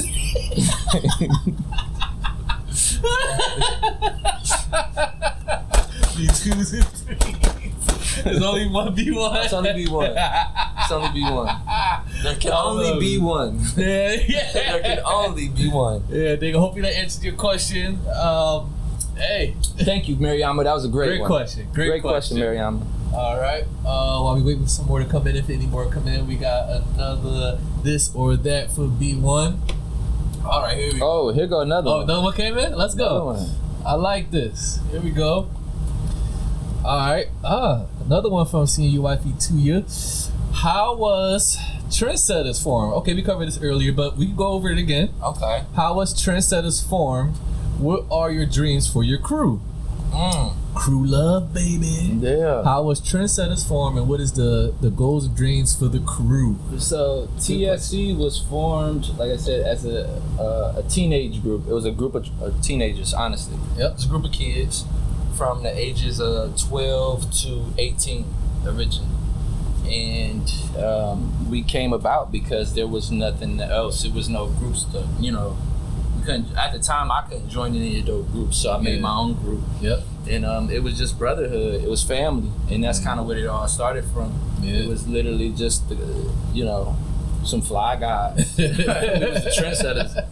Right. Well, we didn't talk about this, but who did you come up with the look for it initially? Like this is what we're gonna wear. This is what we're gonna look like. Yes. You came up with the whole look. I've like always been into style, man. So the aesthetics of TSC is definitely my own. Yeah. There you go. All right. Great question. Okay, we're going to jump into more this or that. So we got another one for B1. If there isn't another question, make sure y'all send your questions right through that live. We're still on the pod. We still got some time left. Okay, here we go. Another this or that for you. Jordan Brand contacts you. Okay. Corporate offices. Jordan Brand corporate office. Okay. Yes. All right. They get wind of this guy named Bee1ne in Columbus, Ohio. They were like, whoa. They have a team meeting. Mm-hmm. They hover around the TV. They're studying your shit. That's what Jordan Brand does, though. I told you about what Barbie do. Like, yep. I already know what Jordan do. Yeah. So. They looking, they studying. They're like, we're going to reach out to this guy. So I would be surprised. Because they usually take it. Right. So just for sake of this or that, we'll play in good faith. Okay. And like they're doing business. We'll do it like they're doing business correctly. All right. So for the sake of this or that. But we know this won't go in real life like this. But Jordan Brand gets when the B1ne, they have a team meeting. They all agree. I in favor, yay. Say we're going to reach out to him. Everyone is in favor. You get a call. Corporate offices, the head of the design department. Okay. Contacts you. He says, listen, Bryant, be honest with you. I'm going to make this short. I'm going to get right to the point. I want to waste your time. I don't want to waste my time. We're looking to expand the Jordan Brand. Okay. We want to offer our fan base and our customers a limited edition brand. We need young energy. We need to tap into the youth. And we think you'll be a perfect person to spearhead this limited brand edition. Okay. They stop right there and say, listen, so I'm not going to talk business and numbers with you over the phone. We're going to fly you out. We're going to show you our vision and our plan, what we want to do. Fly you out, you get there. They get right to it. Everything is written down. They slide over the paper with everything they're offering you. Your position would be head designer of the limited brand edition. You have free creative reign. They're not in your face. They're not in your office. They're not telling you what to do. You have free creative reign. You have access to their manufacturers, their design team, warehouses. What's the catch? I'm sorry. You're like, yo, whoa, fuck the other one. Yeah. What's the catch? No. And so they're like, okay, they offer you all this. Your salary. That's sort of catchy. I ain't gonna get paid shit. I knew it was something. Man. I knew it had to be some shit. I knew it had to be some shit. Okay. It's relative. All right. It's relative. $350K a year. Salary.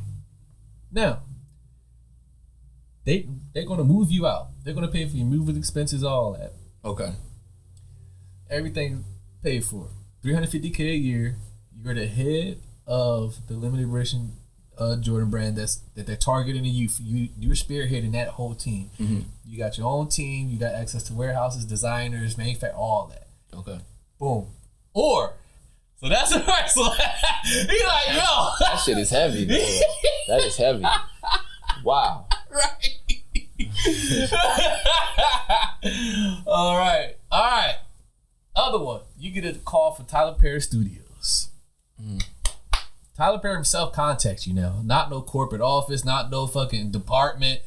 Tyler Perry's, I'll call him myself. I want to talk to the brother.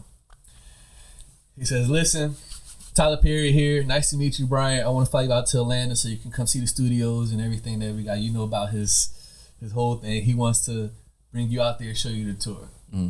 He hasn't really told you what he wants you for, though. Okay. So he's bringing you out first. He's showing you all the studio buildings and lots and everything. He's wowing you.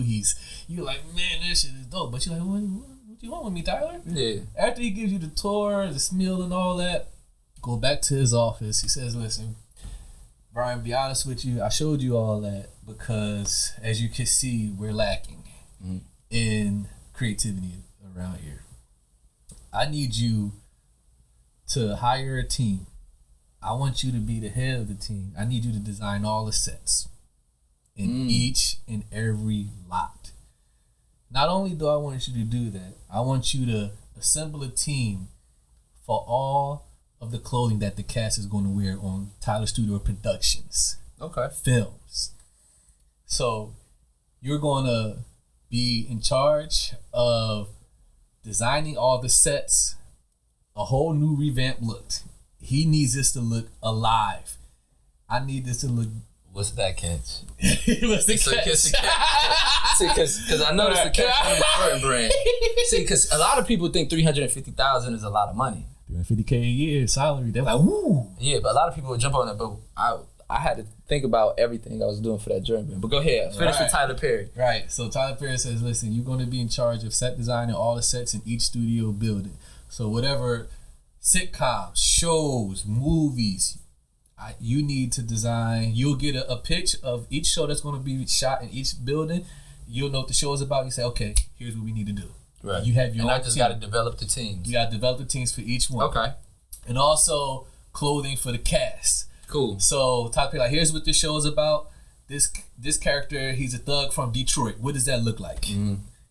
Okay. This girl's might happen with the Buff song. Stop playing.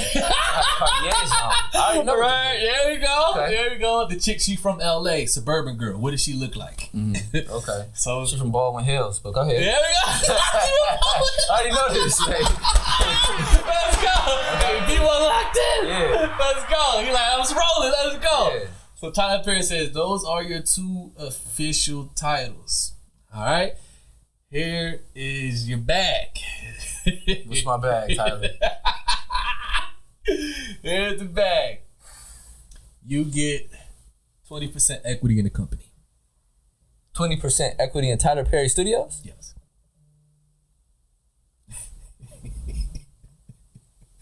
20% in Tyler Perry Studios. That's right. 20%. Fuck yeah! I'm going with Medea, nigga. As long as he ain't on no weird shit, I'm going with Medea. You gotta get yourself to Atlanta though. That's fine.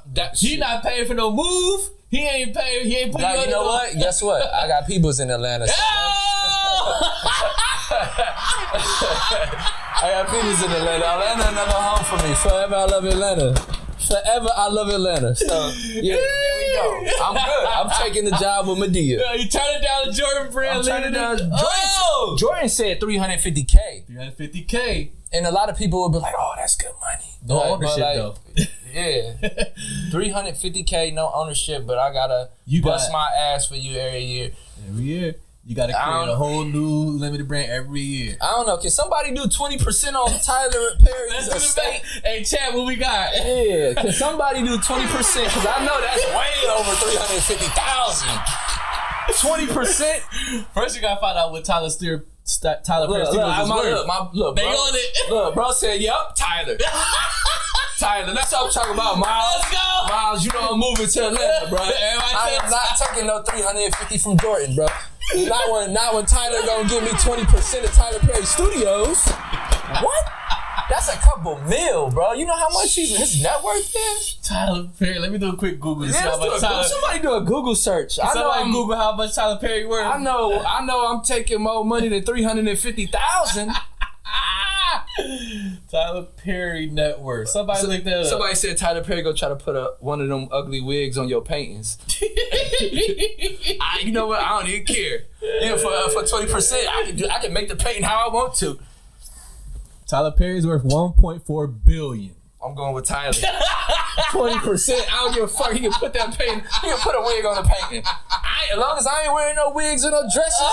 He said Tyler said all you got to do is create the sets. Create the set design and the fashion. And the fashion for all the cast. I'm going with Tyler Perry Studios. Easy. But Tyler Perry, he produced a lot of work, boy. Yeah. You gonna be working around the clock. I'll be working around the clock, but I'm gonna be a rich ass working around the clock. 20% of 1.4 billion. 20% of 1.4 billion. I will be a motherfucking rich ass. I bust my ass now. I just told you I don't sleep. Right. I just told you I've been up for 48 hours. I went to sleep for this podcast, Just bro. to be alert. Just to be alert, and so I ain't got bags under my eyes. I was blue and purple before this. Goddamn. Lips look like I was in the ocean and shit.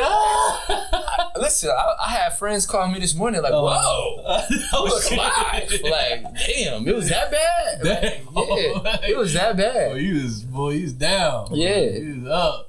Ooh. So that's Tyler why Perry I take Tyler Perry Studios. Yeah. I love it. Okay, final this or that. More than 280 mil.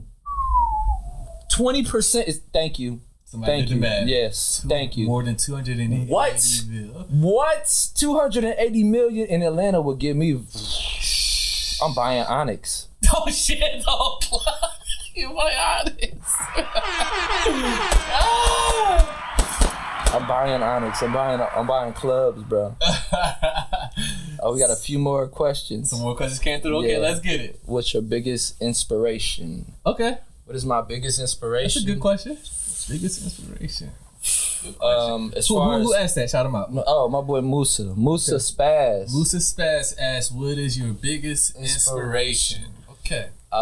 It depends, bro. Honestly, I'm gonna say definitely my kids motivate me because if I wasn't out here working for them, honestly, I'm content with just doing the art. If I was God knew what he was doing. I already had the hustle mentality, but it was just like when it comes to the art, I'm about the art as well. Yeah. But my kids motivate me to go work harder. You know what I'm saying? So they are inspiration for sure. And then I'm gonna say my own life actually. My own journey has been my inspiration. That's real. Yeah. Good question. We got another one. Mariama. Okay. Mariama, she said, how has traveling for work deepened your inspiration? Oh, okay. Y'all coming question. with the inspiration question. Right. They coming with the inspiration Right. question. They're like, dig deep. Yeah. Traveling really, I would say, exposed me to different walks of life. You know what I'm saying? Because when I was 19, I really spent a lot of time in LA. Okay. You know what I'm saying? And this is on the skate scene and just being on Venice, just being just out there. Yeah. Off a lot. Shout out to everybody out in LA, my LA people, Ohio, California, what up? Basically, a lot of my time in LA was off of La Cienega Boulevard. Near LAX, you know. Okay. So, and then a lot of time near Avalon and South Central. So, yeah. Well, you was in the trenches, Yeah, I was in the trenches, man. So I wasn't in LA like that on the movies, but I was in LA like the like South Central boys. Wow. Ooh, you seen it. Yeah. So okay. It was very, and this is before like a whole bunch of LA cleanup too. You know what I'm saying? Yeah, so it was still like you could get your ass popped real quick. You still can. Right. Yeah. But yeah. At that time it was more prevalent. Yeah. Okay, yeah. Expose it to more cultures. Expose it to more cultures. I would say that's what deepened my inspiration for good sure. Good question. Yeah. All right. Okay. Last this or that. All right, here we go. This probably is a deep one or heavy one. I don't know, depending on how you take it. Y'all can drop them questions. Yep, continue to drop the questions. Yep. All right, here we go. You need your cup refilled. Oh yeah, go ahead. Shout out to Deuce. Yeah. Shout out to Deuce. Shout out to Deuce. Yeah. There we go. Here we go. Here we go. Shout out to my brother Meech. There go Meech. Hey. He just called me. If Meech can see this, somebody chime Meech in and let him know I'm still doing the live. It's his birthday. Hey. I'll be over there in a minute, bro. I'll see you in a minute. Yeah. All right. I hope you got something on the grill. I've been drinking. I'm hungry. Right. You got to It's his birthday. I'm like, get on the grill. They're like, how about you? Put him to work on his birthday. Right. All right. Here we go. One more this and that for you. All right. So hit the jackpot. Lottery jackpot. All right. Cash out is 250 mil. Mega Millions. Okay. No, I'm sorry, Powerball. You hit the Powerball, 250 million. That's what you take home after taxes. After taxes. That's all about the X. Okay. That's your 250 mil after taxes. That's your take home. That direct deposit right into your bank. Sir, how would you like this? You want a lump sum or you want this broken up into increments? Sir, how would you like it? Or you get to close your eyes for 20 minutes and you get to see each and every one of your children's lives as adults. You get 20 minutes of that time uninterrupted by yourself, or 250 mil jackpot right into your account in a snap of a finger, or close your eyes 20 minutes. That's easy. I'm gonna be honest with you. See your children's lives as taking. adults. A lot of people go with give me the jackpot. Yeah, I'm gonna go with the jackpot. Oh shit! Let me tell you why though. Like so you can see this. So you mean to tell me that? I'm only gonna see 20 minutes of my kid's future. Yep. Uninterrupted. Close your eyes. 20 minutes of that time, you get to see each and every one of their lives as adults. Nah, fuck that. with that 250 million, I can shape their future. Ooh! With that 250 million, I could shape their future. Fuck seeing it. Fuck seeing it. I can create it. I can create it. I don't want to just see it. I want to help mold it. I give them the platform that they need to succeed. Matter of fact, baby boy, you ain't gotta work a day in your life. Ain't no 9 to 5s happening. No 9 to 5s happening. All you gotta do is go pick up the check. Woo! That is it. Because the thing is, if I got 250 million, how you a lot of people kind of break it down into like they trying to go do crazy shit, right? They splurging. I would with 250 million, man. I would just because, like I said, I have 2 boys with autism. So what I would do was for them, you know what I'm saying, and my girls, honestly, like I would have a gang of vending machines. My son could go just vending machine business. But it wasn't because it don't take 250 million for a vending machine business. Right. You can crack a vending machine business with 5K, y'all. I'm dropping gems here. Ooh. 5K, you can go do a vending machine business, and that shit can turn profit. Jim, I just gave y'all free game. 5K. So I get paid to talk. $75 an hour for consulting. Word. Yeah, so we really giving people a free consultation. There y'all go, holy shit. This is the game part of the podcast. Yeah, I get, you know what I'm saying? So honestly, and my rate just went up. It's actually $100 an hour right now. Damn! So, because $75 an hour was last year's actually. So yeah, I gotta pay $100 an hour for consulting. Wow. Yeah. Man, what they say, yesterday's price is not today's price. No, it's 75 is up to 100. But you can't just throw that shit out there. Like I was 75, I was 25 before I was, I was 25, then 50, then 75. You know what I'm saying? But I had to shit like, I had to see my worth. Yeah. And then when I started to get stretched thin, Because what it is that I was like, man, I'm stressed out. No, I wasn't stressed. I'm stretched. I'm getting pulled in so many directions. Yeah. I'm actually all right. It's just I feel pulled by so many energies and people because I'm needed. You know, and it's okay. Like, you know, somebody was like, people gonna be using you. I'm like, no, I'm useful. That's why. Like, but don't misuse me. Don't misuse me. Yeah. You know what I'm saying? Because I am useful. Like, people find use in me. Like, that's a great thing. Hell yeah. You know, but don't misuse me. Right. Don't misuse me. You know what I'm saying? Yeah. If you can get a check off me, get that check. Right. Shit, if you can get a bag from me, get that bag. Go eat. Because I'm going to eat too, baby. Right. You know what I'm saying? Like, what you think I'm doing? Yeah. So if you can, like, when people like, oh, they going to use you. I know. Right. I'm giving them the game so they can. I know. A lot of people use me. But the thing is am I gonna get paid to be? You know what I'm saying? Right. So I'm gonna be compensated for that shit, though. I just want to be compensated for it. That's it. Compensate me. That's it. Go ahead. So I'm like, nah, I'm not worried about that. Yeah. So 250 mil jackpot over the 20 minutes. See your kid's future. Yeah, I'm taking You'll take that 250 million and create. I would shape their future. Ooh, they're not having to work a day in their life. They don't even know what a 9 to 5 is. Like, what's that? But I will make them work though, because the so this doesn't eliminate hard work. No, because the thing is, they still have to work. I'm gonna be honest. Because now, what they truly understand, easy times build weak men. Hard times build strong men, and the cycle repeats. So the thing is, when you put people with a silver spoon and just let them like be in lack as far as work ethic, they gonna fuck that money up anyway. So you gonna lose your empire in a couple years. Even if I'm dead and gone, if my kids don't have the knowledge of working or hard work or appreciating hard work, they're gonna blow that shit anyway. Yeah. And then our legacy then trickles down, and then it has to be rebuilt again because now somebody else has to do it in the future. My future grandkids or something like that. Right. You know what I'm saying? My great grandchildren. Right. You know what I'm saying? They might have to go through bullshit like, damn, my great grandfather was a fucking millionaire, but somehow we in poverty. Right. You know what I'm saying? So it's one of those scenarios where it's like, nah. Yeah. Hard times build strong men, and easy times can build weak men if it is not, cultivated correctly.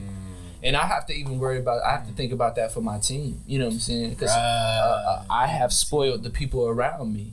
You know it. Yeah, I have. I've definitely spoiled the people around me with opportunities, with things that I have been given and I give them to them.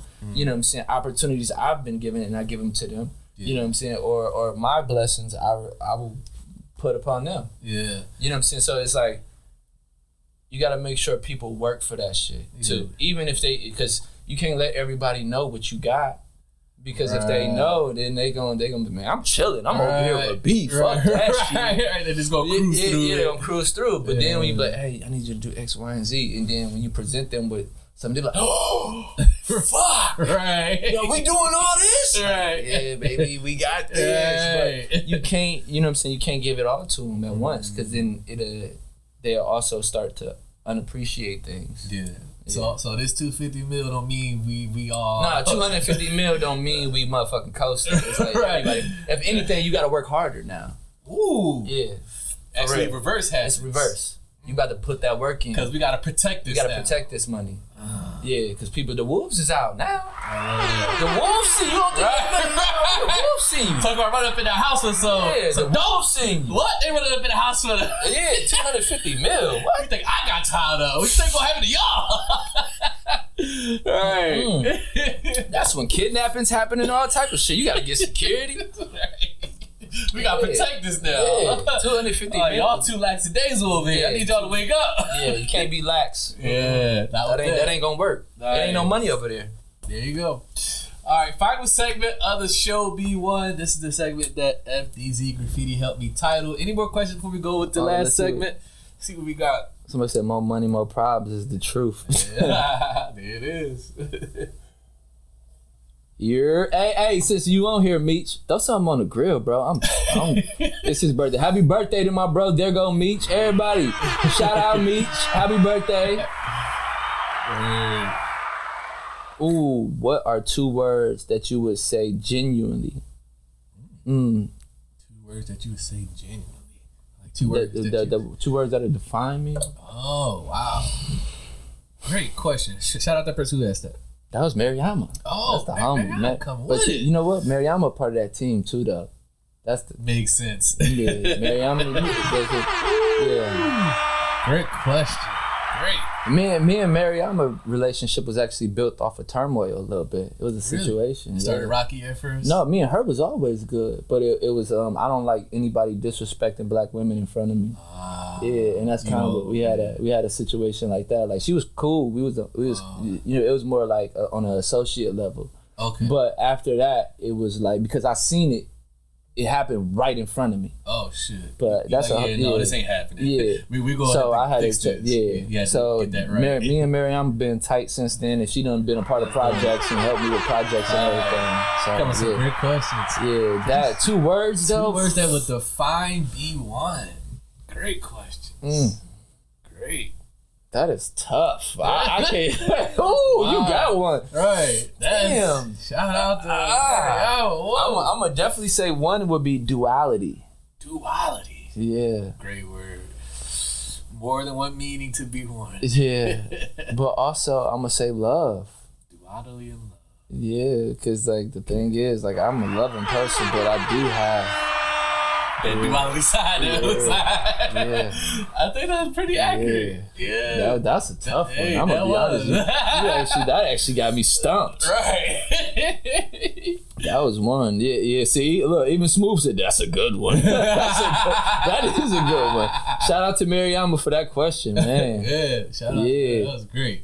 Okay, so we reached the last segment of the show. It's called Guest to Guest Quest Bowl. Shout out to FBZ Graffiti who's on the show that helped me title this segment of the show. So what this is, Bee1ne, is that right over here, I have a red bowl. It's filled with random questions from each guest that's been on the show. Go ahead and show your live that. Oh, we got a bowl of questions in here. Hold on. Yeah, baby. We got a bowl of questions. So in that bowl, Bee1ne, each and every guest that's sat in that very seat that you are sitting in right now, or that seat over there, has put in random questions to ask the next guest that comes on the show to There's answer. A lot of guests. Yeah, we're talking over 100 episodes. So it's a lot of guests that have been here. Serious questions, funny questions, dumbass questions, sexual questions, whatever. I just gotta put my hand. Hold on. Yep. So let me explain. So you can do you can draw as many questions as you want. You can do 1, 2, 3, however you want. Some people let's stop. How many questions y'all want? I'm gonna let y'all ask. Yeah, and as I'm breaking down the rules of the game, ask how many questions. Yeah, there we go. What's up, y'all? Rome, host of Cloth Talk Podcast. Make sure y'all subscribe. Say that. How many questions do y'all want Bee1ne to draw from the Red Bowl? The segment is called Guest to Guest Quest Bowl. So each and every guest that's been on the show has written down mystery questions, if you will, in that bowl right there for the next guest to answer. So Bee1ne has the choice to y'all give me a number. Draw as many as you want, but he's going to let y'all tell him how many he should draw. Yeah. Okay, so far you got two. Okay, 2. All right, 2 questions. Yep. So draw, read out loud, and answer honestly. And at the end of the show, you'll add questions into the bowl, of course. All right, he's shuffling right now. Give a play-by-play here. He's giving a good shuffle.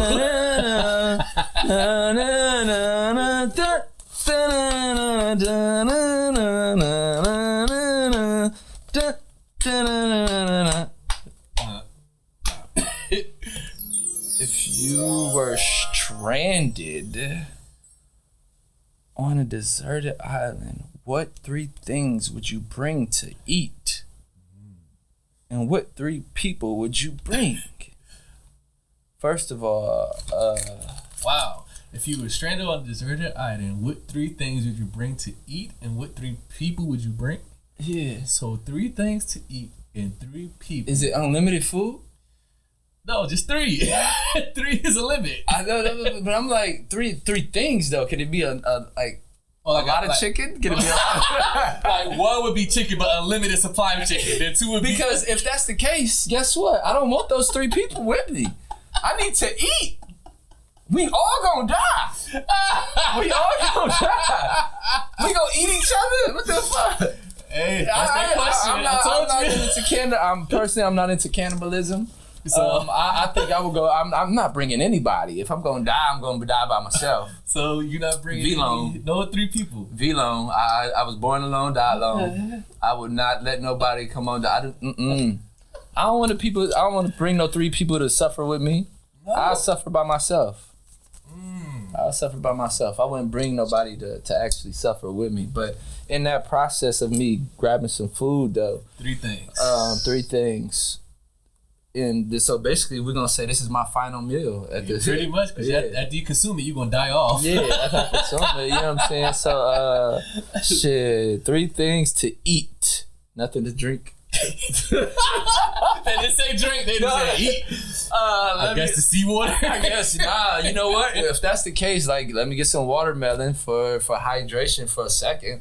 Okay. You know what I'm saying? Because a lot of people don't know that actually watermelon is watermelon for a reason. So giant watermelon. Yeah, biggest watermelon on the planet. Okay, so that's 1. I would take my auntie Cosette, bless her heart, her wingdings. Real food, baby. And some nice big You know what? This really sounds hood. This is some watermelon wings. Hey, yeah, I was about to say some sliced potato home fries. I ain't say grilled shrimp. I ain't say no escargot, no caviar. I said watermelon, my auntie's wingdings, and some fried motherfucking potatoes. Not no French fries, but home fries with the onions, cut potatoes, bro. Fried deep. I'm a real hood baby. I guess. That's all hood. That is all. I didn't realize it until I said it out loud. God damn. Whoa! Wow! I was. You want to take that back? That was real stereotypical. Like, see, I told y'all. Damn! Oh man, that is actually making me like. Look at yourself a little different now. What'd you say earlier? Oh shit! You take the first out the hood, but you can't take the hood out the first. That's a fact. Damn! Oh. I said home fries, wings, and watermelon. Yeah. Damn. And he said from auntie. And auntie wingdings though, specifically. Hey, I'm about to go to this island. I need you to whip that batch for me. Yeah. And she gone. That's why them shits are sent from heaven. But they ain't say if the person was living or not. That's true.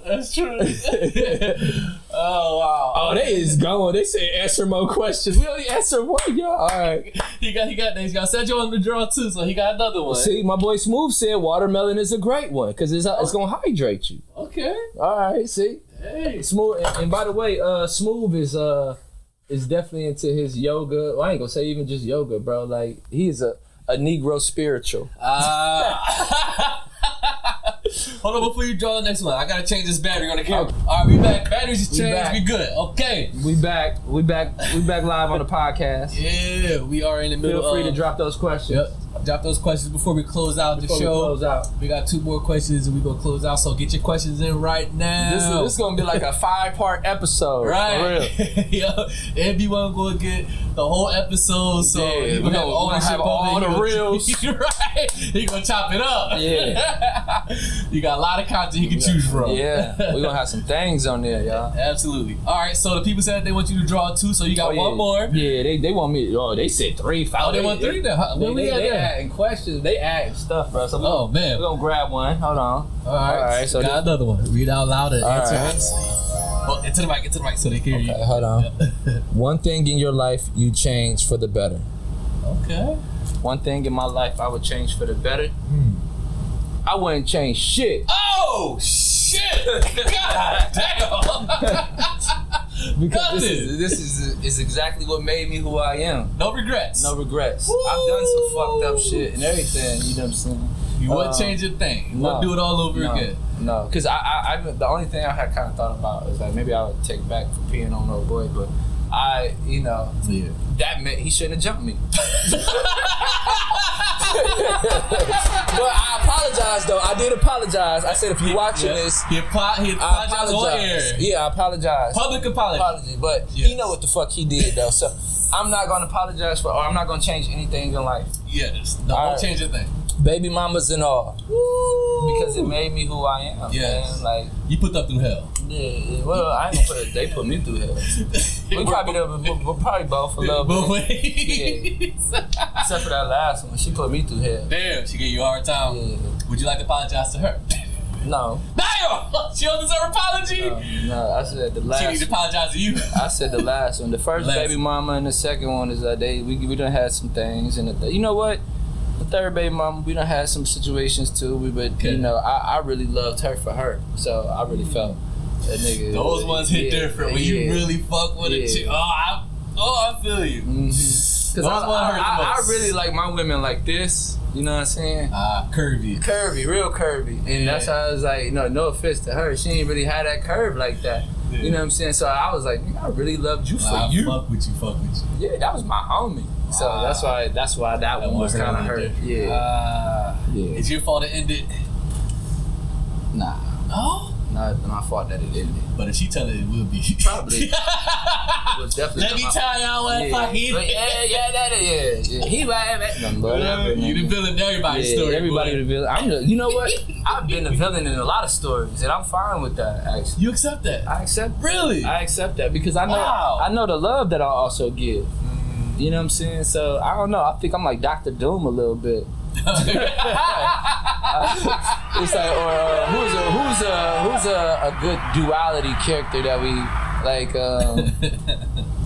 The anti-villain. You know what I'm saying? Like Venom. Venom. You know what I'm saying? Because Carnage was a bad guy. I'm about to say Venom.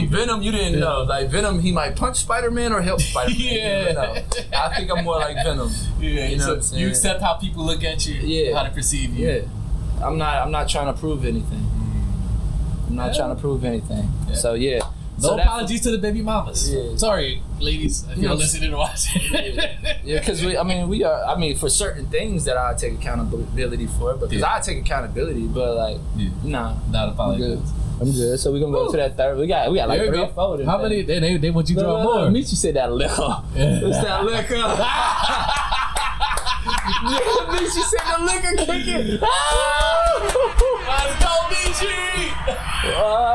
Look, hey, Smooth, just text me to Addy, bro. Yeah. Miles said if I was in Ohio, I would definitely pull up for Me's birthday too. The liquor is kicking. And I see people laughing about what we just said. So yeah, baby mamas. Yeah, they laughing like, all right. So we're gonna go into the next one. We're gonna get on this topic. We're gonna go shuffle to the. All right. I got another one. Let's see. All right. Cause they said it was like we gonna put 4 up there. Yeah. All right, we got the other one. If you could do any job regardless of money, what would it be? If you could do any job regardless of money. I guess I'm living in my purpose, because guess what? I do exactly what the fuck I'm doing. Wow. They like, this motherfucker ain't changing nothing. Right. No regrets. He ain't changing shit. He gonna do exactly his job. Not bringing nobody on the island, just the food. It's just the food. Like, damn, B. He bringing the food. He ain't killing nobody off with him. Like, I'm not. If he gonna suffer by himself. You low key a loner. Damn. It makes sense. Solitude. You like to be alone. You low key a loner, and you're fine with that. I've never really thought about that. It doesn't bother you. People, attention, this, that, money, all of it. You low key really a loner. Because it doesn't bother you. But I got so many people around me. But it doesn't affect you if they're there or not. Yeah. God damn. Wow, you actually just... I've never really paid attention to that. It just clicked. Yeah, it just clicked. These questions are like therapy, like quick. Like, the way you answer was like, I'm not gonna bring nobody on the island to suffer. I suffer by myself. Right. And then somebody said, what was the other question? It was like, all right, what job would you do, if any? I said I would do exactly what the fuck I'm doing now. Right. I wouldn't Requires change nobody. Yeah, and then it said if you could change anything, right? Yep. Was that other question? If you could change anything in life, what would you change? And I said nothing. Not a damn thing. Yeah, You a so loner. I have never really thought about that. Wow. So let's see if we can get another interesting question for y'all. Yeah.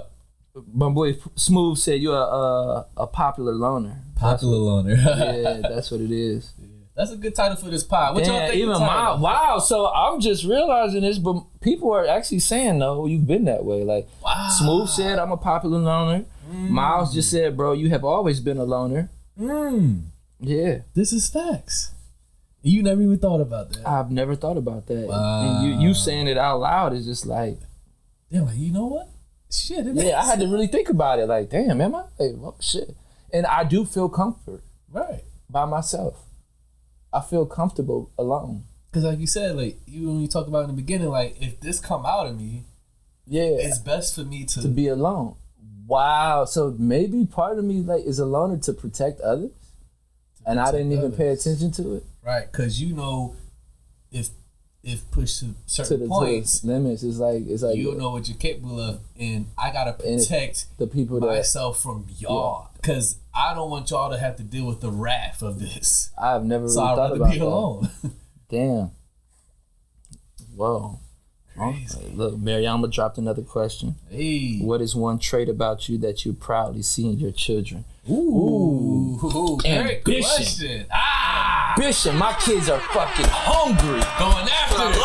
I love it. All my kids are go-getters. Nice. My kids are go-getters. Let's fucking go. Autism or not, with Lil B, he is straightforward. Like, it is no fucking linear direction where he will. I'm hungry. I want to go outside to play. I want bubbles. That is it. Like, by any means, he gonna get it. I want what I want. Ambition. They all have it. They all have it. My daughter, hey, daddy, this is what I want to do. This is what I'm going to do. This is what I'm going to do. Claiming it. I love it. My kids are go-getters. Ambition. Go-getters. Ooh. And that's exactly what I want on my team. See, that's what my kids aren't just my kids, they're my teammates. My kids ain't just my kids, they my teammates. Yes. For anybody that need to understand that your kids are your teammates as well. Everybody around you, if they in your circle, that's supposed to be your team. Yeah. Don't let nobody just be around just energy vampires, y'all. Bloodsuckers. Fucking energy vampires just in the way. One more. Okay. Guess the question for Bee1ne. Final question. We're going to let them get up out of here and get to that barbecue. Alright. Make sure you get into the mic. Why do you pray in Jesus' name? Amen. Damn. Hell of Let's just make this. No. I don't even know. Like, they just write them and they throw them in the bowl. Wow. I can't tell you who wrote them. Why do I pray? Hell of a last question to draw. That is wow. That is heavy. Why do you pray in Jesus? Amen. Dang. Give me a second. Wow. That's it. Why do I pray? I'm gonna be honest. At certain points in my life, I felt like prayer didn't work. Just because my environment, I felt hopeless, like a penny with a hole in it, like this. Yeah. So I'm gonna be honest. At one point, I did not pray a lot, and I felt, like I said, life was in turmoil. So it was a point that like I knew like, okay, I had faith, but it was times where I felt like God didn't have me. Yeah. Wow. Like I felt like I wasn't worthy. You know what I'm saying? Just alone in the world. Yeah, just alone, lost. And that's actually why I have the tattoos on my hand that I have. It's actually said, this is crazy. That once again, I said everything is not a coincidence, right? Crazy. It's not a coincidence. Read what this says. It says, pray hard when it's hardest to pray. Yep, I'm looking right at it right now. Pray hard when it's hardest to pray. Right on his fingers. And I did that for a reason, you know what I'm saying? Because a lot of times I would forget to give thanks when things were going good. Because the thing is, you know, a lot of people go to God when life is like messed up, fucked up, right? Like, oh God, please help me out of this situation. Please help me. Yeah. For me, I didn't do that. Like, I felt alone in those spaces, and I probably should have prayed, right? Yeah. Like everybody else said, like, oh, you pray to God when you're in turmoil like that, and you probably should definitely do that. However, I sat and stayed with that emotion in that space. Yeah. It was real difficult for me to start praying more and to be in that faith, to be honest. And a lot of people might hear this and be like, whoa. Right. Like, bro wasn't close to God. Right. I was very far away from God for a while. And I had to get closer to God. So that is one of those things I prayed for him to, I would say, especially in my late 20s, to just give me, you know, some guidance. Yeah. And that's what that was. It was just like, what do I do? You know what I'm saying? I when I would be down bad, I would sit and be in that because I need to feel that shit. Unfortunately, turmoil makes me react. And you know what I'm saying? Because I'm built off of survival, and I don't want to always be in that mode to where, you know what I'm saying, things are shaking up, so now I'm fixing shit. You know what I'm saying? So it was one of those moments where it's like, no, but what made me tattoo this is the good. Because how often because everybody prays to God when they're doing bad. Yep. But how often do we pray to God when we're doing good? When things are beautiful, when things are up and up, when, you know what I'm saying, the children doing healthy, money is good, the bank accounts is flourishing, everything you want coming from life. We forget to give thanks. We forget to pray when we are doing good. Everybody prays when we doing bad. So when is the hardest time to pray? When you're doing good. When you're doing good. Yeah, because everything is peachy. Everything is fucking peachy. Everything is roses. So that's why I said, like, pray hard when it's hardest to pray. The hardest time for me to pray is when things are doing great. Because I sit in my turmoil when things are bad. Wow. I will fix it on my own. Like, and I know that's God too, though. I'm not left alone. He didn't leave me alone. Yeah. But the thing is, it's like, I don't know. Sometimes I think that's my background. Like, I felt unworthy. Yeah. So it's like, I fix it. And God probably like, no, I got you. Like, you know what I'm saying? But for me, it's like, I'm not going to burden you with my problems. Yeah. But I do want to give you thanks when things are great for me. Yeah. I want to praise you when thank you for this opportunity. Thank you for this blessing. Thank you for this money. Thank you for being able to help me feed my children. Yeah. But when shit is shaking, like, I'm like, I'll figure it out. Yeah. You know what I'm saying? And that's when I need to pray as well. Wow. But yeah, I think that is when I pray, like, to give thanks, to show gratitude, to be thankful. Yeah. Yeah. Wow, shout out to whoever that guest was. Man, what a hell of a question. Yeah. I'm glad that was the last one for you. Lord, that's heavy as question. Somebody put it there, boy. Woo! Last and final question for you, Bee1ne. It's a question I ask every guest because for some reason I found that after each episode dropped, people would slide in my DM and ask me about people's situation. People want to know Bee1ne. Mm-hmm. The ladies want to know. All right. They watch it. Mm-hmm. Ooh, I like him. I like his style. Ooh, he talk that good shit too. He got his head on straight. He do shit. He got all this stuff going on. People want to know. Inquisitive minds. Right. Or if they listening to the voice like, I'm about to go to his page. Ooh. Y'all can slide to my page. Don't do nothing. The ladies want right. The ladies want to know, Bee1ne, are the DMs open? My DMs are not open. Oh! My DMs are open for work though. DMs are open for work at all 24/7, boo. If you need a logo, if you need a t-shirt design, if you need any of that, if you need me to help you with a party, that's what my DMs are open for. Business only. Yeah, business only. As for y'all ladies, he's not on the market. I'm not on the market. Don't send me no titty shots, no pussy shots, none of that. Like, although I appreciate it, I might use it for inspiration. There you go. You're not available. But I'm not available. There y'all go. So there y'all go, ladies. Y'all don't have to ask me. All right, Bee1ne. Let's wrap this up, man. This is a beautiful, dope conversation. Shout out to every people who is tuned into the live, throwing in the questions in there, helping us out with this episode. That was fire. Once again, shout out the social medias, the websites, where they can catch up with everything that you got coming. The show in November. Yes. Make sure we plug everything. Go ahead and plug it. We'll close this out. I am the retrospective November 8th at Wild Goose Creative. Woo! Please definitely show up.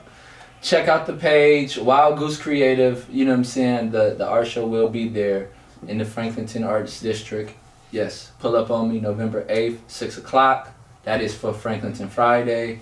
That is my 5th solo exhibition. Let's go. Yeah, it's been, like I said, the retrospective. Yeah. Follow me at Bee1ne, BEE, the number 1, NE _.